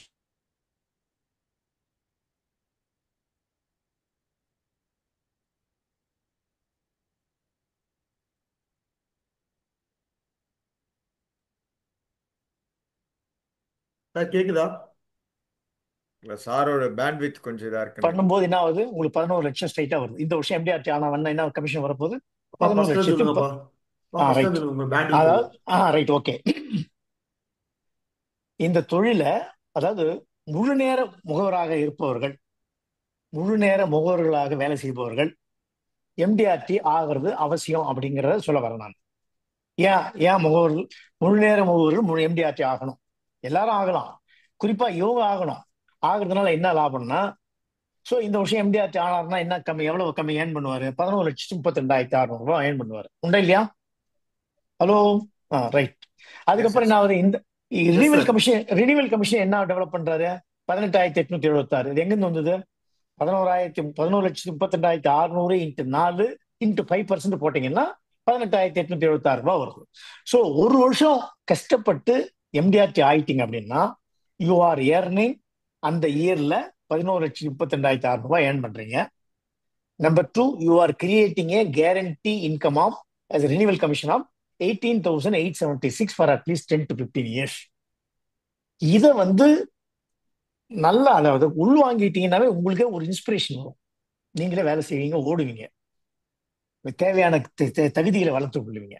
ஸோ இது பண்ணும்போது என்ன வந்து இந்த வருமானம் வருது அப்படின்னும் போது அது மேல ஒரு ஈடுபாடோடு வேலை செய்ய முடியும். அதுக்கான தகுதியை வளர்த்துப்பீங்க. மீது எந்த டைவர்ஷனும் இருக்காது. தொழில் மேலும் இன்னும் அக்கறை வரும். ஸோ அதனால எம்டிஆர்டி நம்மளுடைய வருமானம் வளரும், நம்மளுடைய வாழ்க்கை தரம் உயரும். அதான் இம்பார்ட்டன்ட். அல்டிமேட் என்ன பர்பஸ்? ஏர்ன் மோர் மணி. ஸோ எம்டிஆர்டின்றது வந்து ஒரு அடையணும் அப்படிங்கிற நோக்கோட செயல்படுங்க. இந்த வருஷம் முடியலாம், கூட அடுத்த வருஷம் முடியலாம், அடுத்த வருஷம் முடியலாம். ஸோ 2-3 வருஷத்துக்குள்ளாவது எப்படியாவது முடியாதவங்க இப்போதான் கேரியரை ஸ்டார்ட் பண்ணிருக்காங்க அப்படின்னா கூட அட்லீஸ்ட் வித்தின் 2 இயர்ஸ் எவ்வளவு சீக்கிரம் முடியுமோ அவ்வளவு சீக்கிரம் எம்டிஆர்டி ஆகும்போது நீங்கள் என்னாவது ஒரு தொழில் முகவராக அங்கீகரிக்கப்படுகிறீர்கள், வருமானம் வருது, உங்களுடைய ஃபேமிலியுடைய ஸ்டைல் ஆஃப் லிவிங், வாழ்க்கை தரம் உயரும், உங்களுக்கே உங்க மேல நம்பிக்கை வரும், ரெகக்னிஷன் வரும், ஆர்கனைசேஷன்ல ரெகக்னிஷன் வரும், சொசைட்டில ஒரு நல்ல ரெகக்னிஷன் வரும், உங்களுடைய ஃபேமிலியோட வாழ்க்கை தரம் உயரும். அது உங்க கையில் தான் இருக்குது. ஸோ அதனால எம்டிஆர்டியை வந்து எய்மா வச்சுக்கிட்டு வேலை செய்யுங்க. அது இன்னைக்கு எங்க முடியும் அப்படின்னு நினைக்கவே கூடாது. இந்த தொழிலை செய்யறவங்க பண்றாங்க, மற்றவங்க ஒரே வருஷத்துல பண்றாங்க, ஒருத்தர் 2 வருஷத்துல பண்றாங்க, நீங்க 3 வருஷத்துல பண்ண தப்பே கிடையாது. அதை நோக்கி பயணம் பண்ணுங்க. ஸோ இது வந்து உங்களுக்கு ஒரு வருமானத்தையும் கொடுக்கும். ரெண்டாவது உங்களுக்கு நம்பிக்கை, தொழில் மேல ஒரு எக்ஸ்ட்ரா நம்பிக்கை வரும். அதிகமா வந்து வாடிக்கால் ஒரு ஒரு ஒரு நம்பிக்கை, அதாவது கஸ்டமர் மைண்ட்லயும் வந்து உங்களுக்கு ஒரு ரெகக்னிஷன் கொடுக்கும், ஆர்கனைசேஷன் ஒரு நல்ல ரெகக்னிஷன் இருக்கும். இதெல்லாம் கொடுக்கும்போது நான் மேலும் மேலும் உயரத்துக்கான வாய்ப்புகள் தரும். ஸோ அதில் எம்டிஆர்டி இஸ் எ மஸ்ட் அப்படிங்கிற எண்ணத்தோட செயல்படுங்க. Then policy holders are like our employer because we earn through them. So you have to be reliable and rent our dedicated service to them. இல்லையா? உண்டா இல்லையா? ஒரு கம்பெனியில வேலை செய்யறோம், அவர் தான் முதலாளி, அவர் தான் சம்பளம் கொடுக்குறாரு. நமக்கு யார் சம்பளம் கொடுக்குறாங்க? பாலிசி ஹோல்டர் சம்பளம் கொடுக்குறாங்க. So policy holders are like our employers, we earn through them. நம்ம வந்து அவன் மூலமாக தான் நம்ம வந்து வருமானத்தை தேடிக்கொள்கிறோம். ஸோ அதனால be reliable and render dedicated service. இது ஒரு தாரக மந்திரமா வச்சுக்கிட்டு பண்ணுங்க. நீங்களும் முன்னேறீங்க, பாலிசி ஹோல்டரும் உங்களை லைக் பண்ணுவாங்க. Number 2, budget for your days work and audit your days work. அதாவது இது வந்து ஒரு டிசிப்ளினுக்காக சொல்றது. அதாவது நான் பண்ற மெத்தட் என்னன்னா, சாயந்தரம் ஒரு படுக்கிறதுக்கு முன்னாடி ஒரு 10 நிமிஷம் ஒதுக்கி இன்னைக்கு நான் என்னென்ன வேலை பண்ணேன், என்னென்ன கமிட்மெண்ட் பண்ணியிருக்கேன், சப்போஸ் நான் இன்னைக்கு எங்கெல்லாம் மார்க்கெட் போனேன், யாரை பார்த்தேன், என்ன பண்ணேன் அப்படிங்கிறத ஒரு விஷுவலைஸ் பண்ணி, யார் ஒருத்தர் வந்து இல்லை பாலிசி லோன் ஒன்று கேட்டிருப்பாரு, ஒருத்தர் 3 நாள் பொறுத்து வாப்பானுவாரு, ஒருத்தர் வந்து நெக்ஸ்ட் மந்த் வாங்க, நெக்ஸ்ட் மந்த் 5ஆம் தேதி வேணா பார்க்கலாமே, நான் அப்பதான் ஊர்ல இருந்து வரேன் அப்படின்னுவாரு. ஸோ இதெல்லாம் வந்து என்னென்ன நடந்தது, நல்ல விஷயங்கள் நடந்திருந்தா பாராட்டிக்கங்க, தப்பு பண்ணியிருந்தா திருத்திக்கங்க. இது மாதிரி ஏதாவது கமிட் பண்ணியிருந்தா உடனே வந்து ரெக்கார்ட் பண்ணுங்க. ரெக்கார்டுனா டைரியில நோட் பண்ணிக்கோங்க. சப்போஸ் வந்து நான் வந்து செல்வத்தை வந்து 10ஆம் தேதி பார்க்க சொல்லியிருந்தார் அப்படின்னா 10ஆம் தேதி உடனே வந்து ரெக்கார்ட் நோட் பண்ணிக்கலாம். ஸோ தட் எல்லாம் ரெக்கார்ட் ஆகிடும், மைண்ட்ல எதுவும் வச்சுக்க வேண்டாம். ஸோ மறுநாள் காலையில நீங்க வந்து என்ன பண்றீங்க, இது வந்து ரிவ்யூ பண்றது. ஸோ ரிவ்யூ பண்ணணும். That is every day's work review, auditing the ஒர்க்னு பேரு, இதுக்கு பேரு.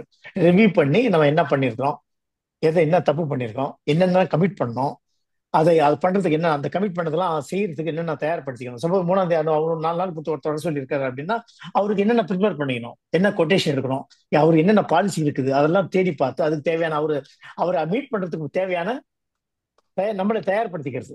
அவருக்கு என்னென்ன பாலிசி இருக்குது, எந்த பாலிசி சொன்னா அவர் எடுப்பாரு, எந்த பாலிசி வந்து அவர்கிட்ட இல்லை அப்படிங்கிற ஒரு அனாலிசிஸ் பண்ணி அதுக்கு தகுந்த மாதிரி கொட்டேஷன் பார்த்து ரெடி பண்ணி வச்சுக்கிறது உண்டா இல்லையா? இது மாதிரி வந்து நம்மளை தயார்படுத்திக்கிறதுக்கு பண்ணிக்கிறது. ரெண்டாவது, அடுத்த 5 நிமிஷம் என்ன பண்ணணும், நாளைக்கு என்ன வேலை இருக்கு, நாளைக்கு எடுத்த உடனே முதல்ல டைரி திறந்துக்கோ, நாளைக்கு என்னென்ன வேலை எழுதியிருக்குன்னு பாரு, ஏற்கனவே ரெக்கார்ட் பண்ணியிருக்கிறீங்க. ஸோ என்ன வேலை இருக்குன்னு பாரு.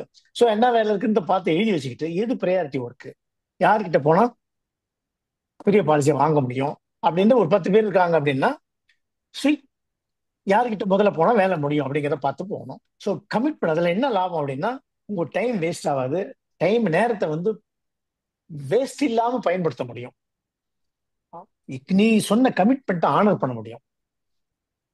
எனக்கு மறந்துட்டேன் சார், அப்புறம் வந்து நாளைக்கு பாக்குறேன் சார், இதெல்லாம் இருக்கக்கூடாது.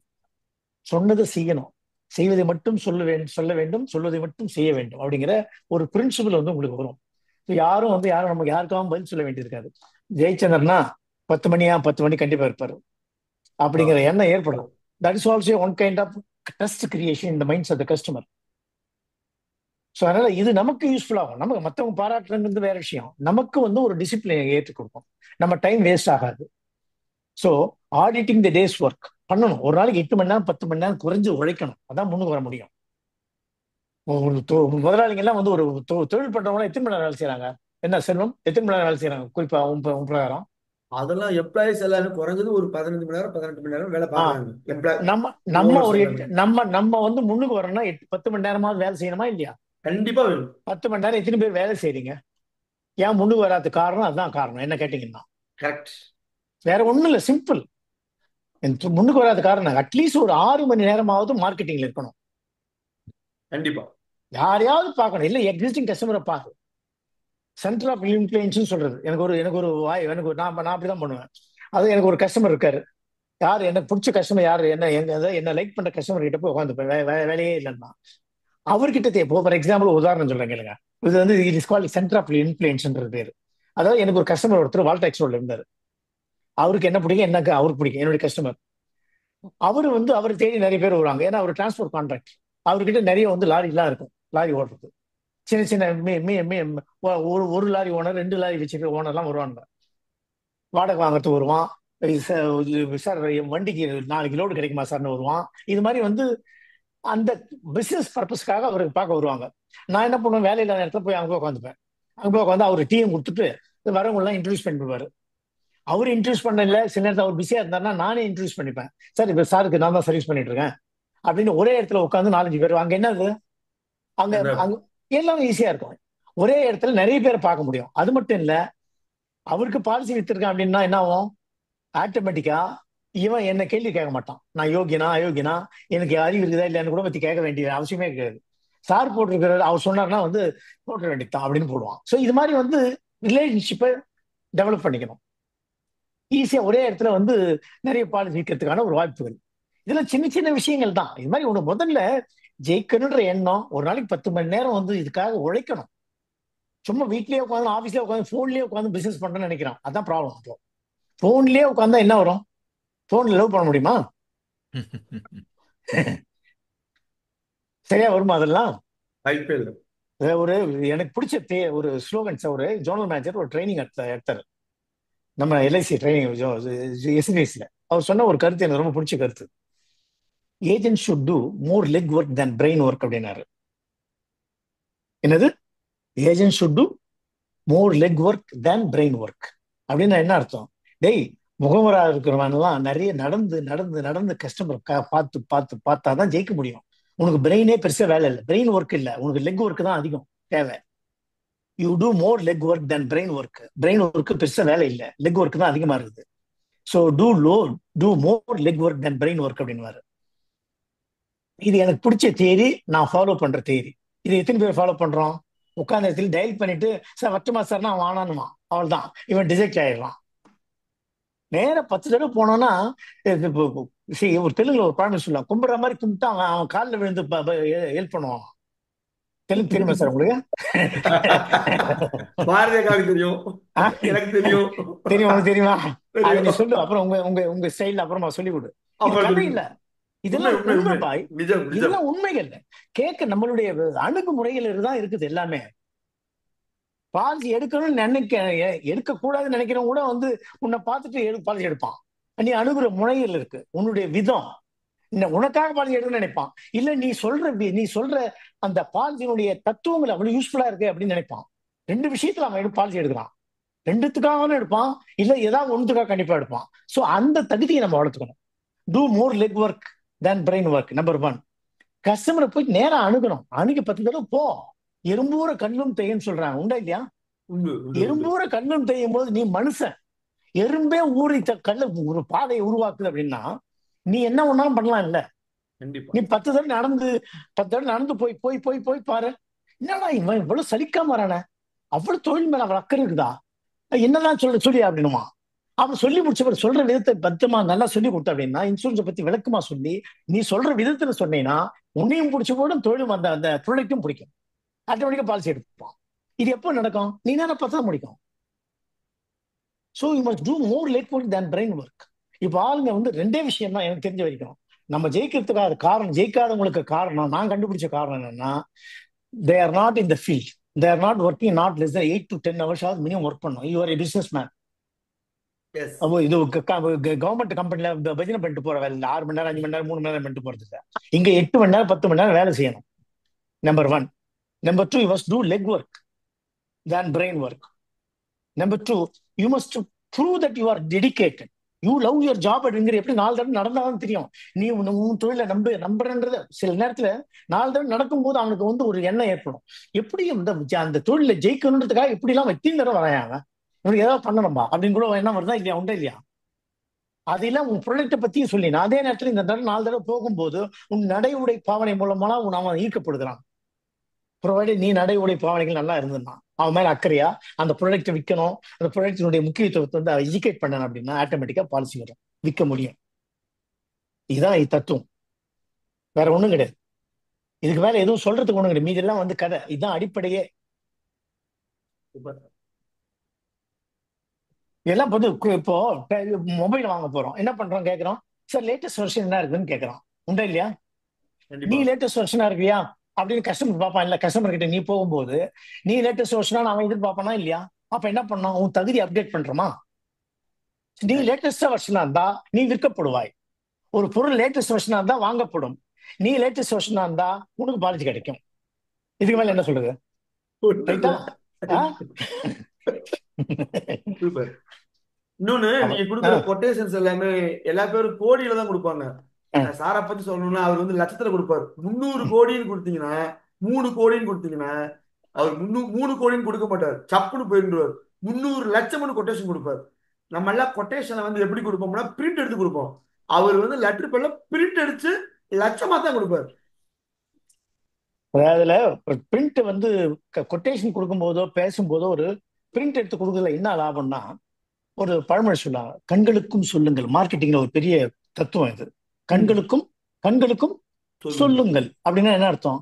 டேய் நீ வாயில சொன்னீங்கன்னா நீ கதை விடுறன்னு நினைப்பான். ஏன்னா வாயில சொல்லும் போது எங்க ரெக்கார்ட் ஆகுது, ரெக்கார்ட் ஆகல. அவன் அடுத்தவன் நினைக்கிறது வாய்ப்புகள் இருக்கு. வாயில சொல்லும் போது நீயும் வந்து என்ன பண்ணுவ, சார் இவ்வளவு போனஸ் வரும் சார்னு சொல்லுவேன். ஏன்னா வந்து எழுதி கொடுக்கலையே. நீயும் வந்து என்ன பண்ணுவ, பொறுப்பு இல்லாம வந்து நிறைய வரும்னு சொல்லுவேன். அவன் என்ன நினைப்பான், இவன் ஏதோ விடுறான், கதை விடுறான்னு நினைப்பான். நீ ரெக்கார்ட்ல உன் லெட்டர் ஹெட்ல இந்த கொட்டேஷனை வந்து ப்ரிப்பேர் பண்ணி இவ்வளவு வரும் அப்படின்னு சொல்லி இந்த டீடைல்ஸ் 50 ஃபீச்சர்ஸ் ஆஃப் த பாலிசியினுடைய ஃபீச்சர், முக்கியமான ஃபீச்சர்ஸும் how it works, how much you are likely to get அப்படிங்கிறதையும் எஜுகேட் பண்ணி கொடுத்தீங்கன்னா என்ன ஆகும், உங்க நம்பிக்கை தன்மை அதிகமாகும். கண்ணாலையும் சொல்ற, அதாவது வாயில சொல்லி முடிக்கிற, அதுக்கான ரெக்கார்டை வந்து உன் லெட்டர் ஹெட்ல கொடுக்குற. அப்ப என்ன ஆகும், நம்பிக்கை அதிகமாகும். அவன் மைண்ட்ல வந்து நம்பிக்கை அதிகமாகும். அதனால வெறும் வாயில வட சொல்லக்கூடாது.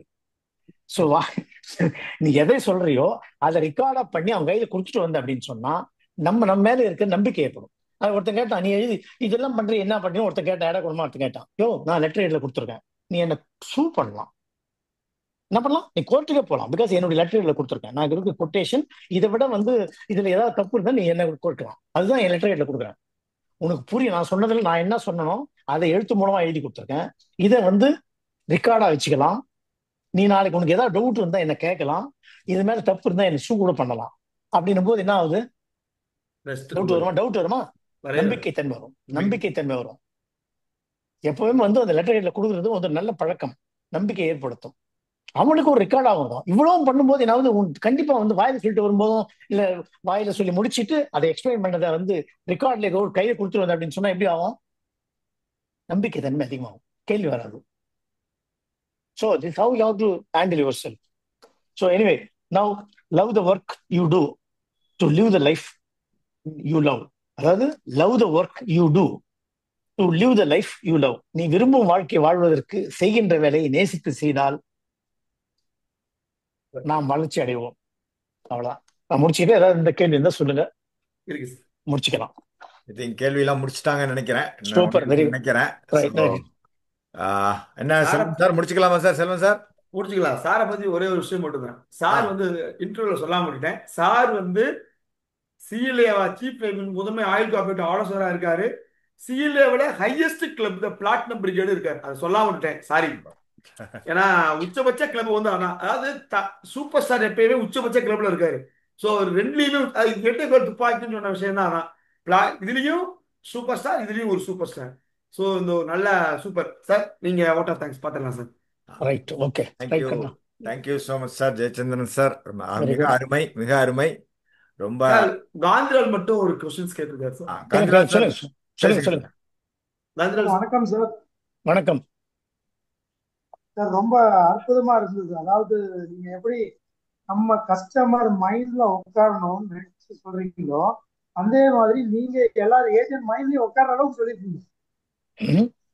நீங்க சொன்ன எல்லாமே பிராக்டிக்கலா 100% சக்சஸ் அச்சீவ் பண்ண சொல்லியிருக்கீங்க. அதனால இட் வாஸ் வண்டர்ஃபுல் சார். நீங்க சொன்ன எதுவுமே ஃபெயிலியரே ஆகாது. பட் திங் நம்ம ஒர்க் பண்ணணும். பர்ஃபெக்டா இருந்தது sir. Thank you very much for giving your time for all of us. Very good. Thank you. Thank you thank you thank you sir. Thank you very much. Thank you sir. மிக அற்புதமான செஷன் இன்னைக்கு. அதாவது ஒரு உடம்புல வந்து ஒரு ஆர்கான்ஸ் தலையிலேருந்து கால் வரைக்கும் எவ்வளவு அழகா ஒர்க் ஆகுதோ, எவ்வளவு ஒருத்தன் ஹெல்த்தியா இருப்பானோ, அவ்வளவு குவாலிட்டிஸ் ஏஜென்சிக்கு இருந்தா நீ சக்சஸ்ஃபுல்லா இருப்பங்கிறது நீங்க வேற விதமா அழகா உதாரணங்களோட சொன்னீங்கிறது என்னோட கருத்து. Profession, identity, recognition, success. So அதை லவ் பண்ணால் தான் ஐடென்டிட்டி வரும், முயற்சி எடுத்தால் தான் ரெகக்னிஷன் வரும், அப்போ தான் சக்ஸஸ் வெற்றியாளர் ஆக முடியும்னு சொன்னீங்க. Time management, we are the boss of time management சொன்னீங்க. I agree. ஏன் இப்படி சொல்கிறேன்னா, ஒரு வாரத்தில் சார்ட்டு நான் ஒரு 2-3 தடவை இன்ட்ராக்ட் பண்ணிட்டு இருக்கேன். நான் எப்போதுமே கொஞ்சம் இல்லை, நல்லா பெரிய ஆட்கள் யாராக இருந்தாலுமே sir can I talk to you அப்படின்னு ஒரு மெசேஜ் போட்டு தான் கேட்பேன். சார் உடனே போட்டார், can I call you at 9:15 அப்படின்னு போட்டார் காலையில். நான் ஆஃபீஸுக்கு கிளம்பின்னு இருக்கேன், ரெடி பண்ணிட்டு இருக்கேன். மேபி அன்னைக்கு ஒரு ஒன் பெர்மிஷன். நம்புவீங்களோ நம்ப மாட்டீங்களோ, கரெக்டாக 9:15 I receive a call dot. அதே மாதிரி இன்னைக்கு சார்ட்டு கேளுங்க, உண்மையில் இன்னைக்கு சார் நான் just I wanted to remind sir about the today's session, வேற ஒன்றும் இல்லை, ஒரு கட்டிசிக்கு பேசலான்னு. I will call you 9. கரெக்டாக 8:59 ஐ received the call. This is the punctuality, the professional agent profession. அது வந்து இல்லாட்டா நம்ம என்ன சொல்றது, வி வில் பி வேனிஷ்டு அப்படிங்கிறத நான் வந்து இந்த ஃபோரத்தில் சொல்ல விரும்புகிறேன். சார் ஒரு 4 எக்ஸ்பெக்டேஷன் ஆஃப் த கஸ்டமர் சொன்னார். அவர் நம்ம அதாவது நம்ம வெளியில மீட்டிங் முடிச்சு வெளியில வந்து அவன் என்ன நினைக்கிறோம் அப்படிங்கறத சொன்னார். அது எல்லாரும் அதை நம்ம இன்னைக்கு அட்டன் பண்றவங்க அம்பிட்டு பேர் நம்ம அதை இம்ப்ளிமெண்ட் பண்ணணும்.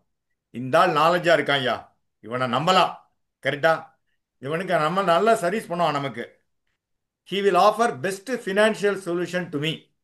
இந்த ஒரு 4 கேள்விக்கும் நம்ம ஆன்சரை வச்சுட்டு போனோம்னா நமக்கு சக்சஸ் இமீடியட்டா கிடைக்காட்டாலும் நெக்ஸ்ட் ரவுண்ட் ஆஃப் மீட்டிங்ல கிடைக்குங்கிறது சார் சொல்லியிருக்கார், ரைட்டா? ஸோ அதனால எஃபெக்டிவ் சேல்ஸ் சொல்லியிருக்கார். ப்ரீ சேல் சர்வீஸ் நம்ம நிறைய வந்து பாலிசிஸ் ப்ரீ சேல் சர்வீஸ் பண்ணி கொடுக்குறது, லோன் வாங்கி கொடுக்குறது. சார் சொன்னார்ல, ஒரு 10 பாலிசியை போட்டாரு, பாதி வந்து அன்பெய்டா இருந்தது, ரிவைவ் பண்ணி கொடுத்தாரு, இது பண்ணார், கடைசியில் 1 கோடி பாலிசி போட்டார், சொன்னாரா இல்லையா? இந்த மாதிரி நம்ம வந்து எல்லாமே பண்ணணும். லாஸ்ட் அவர் சொன்னது நிறைய சொல்லலாம், but I don't want to take much of the time.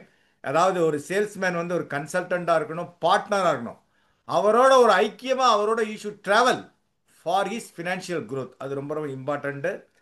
Assist பண்ணணும், எந்த விதமான உதவிகளும் பண்ண தயாராக இருக்கணும்.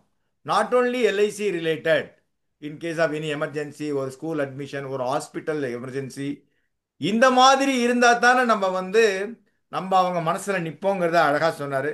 அந்த ஒரு கோல் வேணும், சிங்கிள் பாயிண்ட் அஜெண்டா, ஒரே கோல், எம்டிஆர்டி ஆர்டிஓடி சிஓடி, அதை நோக்கி பயணம். அதுங்கிறது ஒரு நல்ல ஒரு இது. எப்போதுமே வெற்றியாளர் ஆகணும்னா வெற்றியாளரோட பயணப்படு அப்படிங்கிறது சொன்னார் சார்.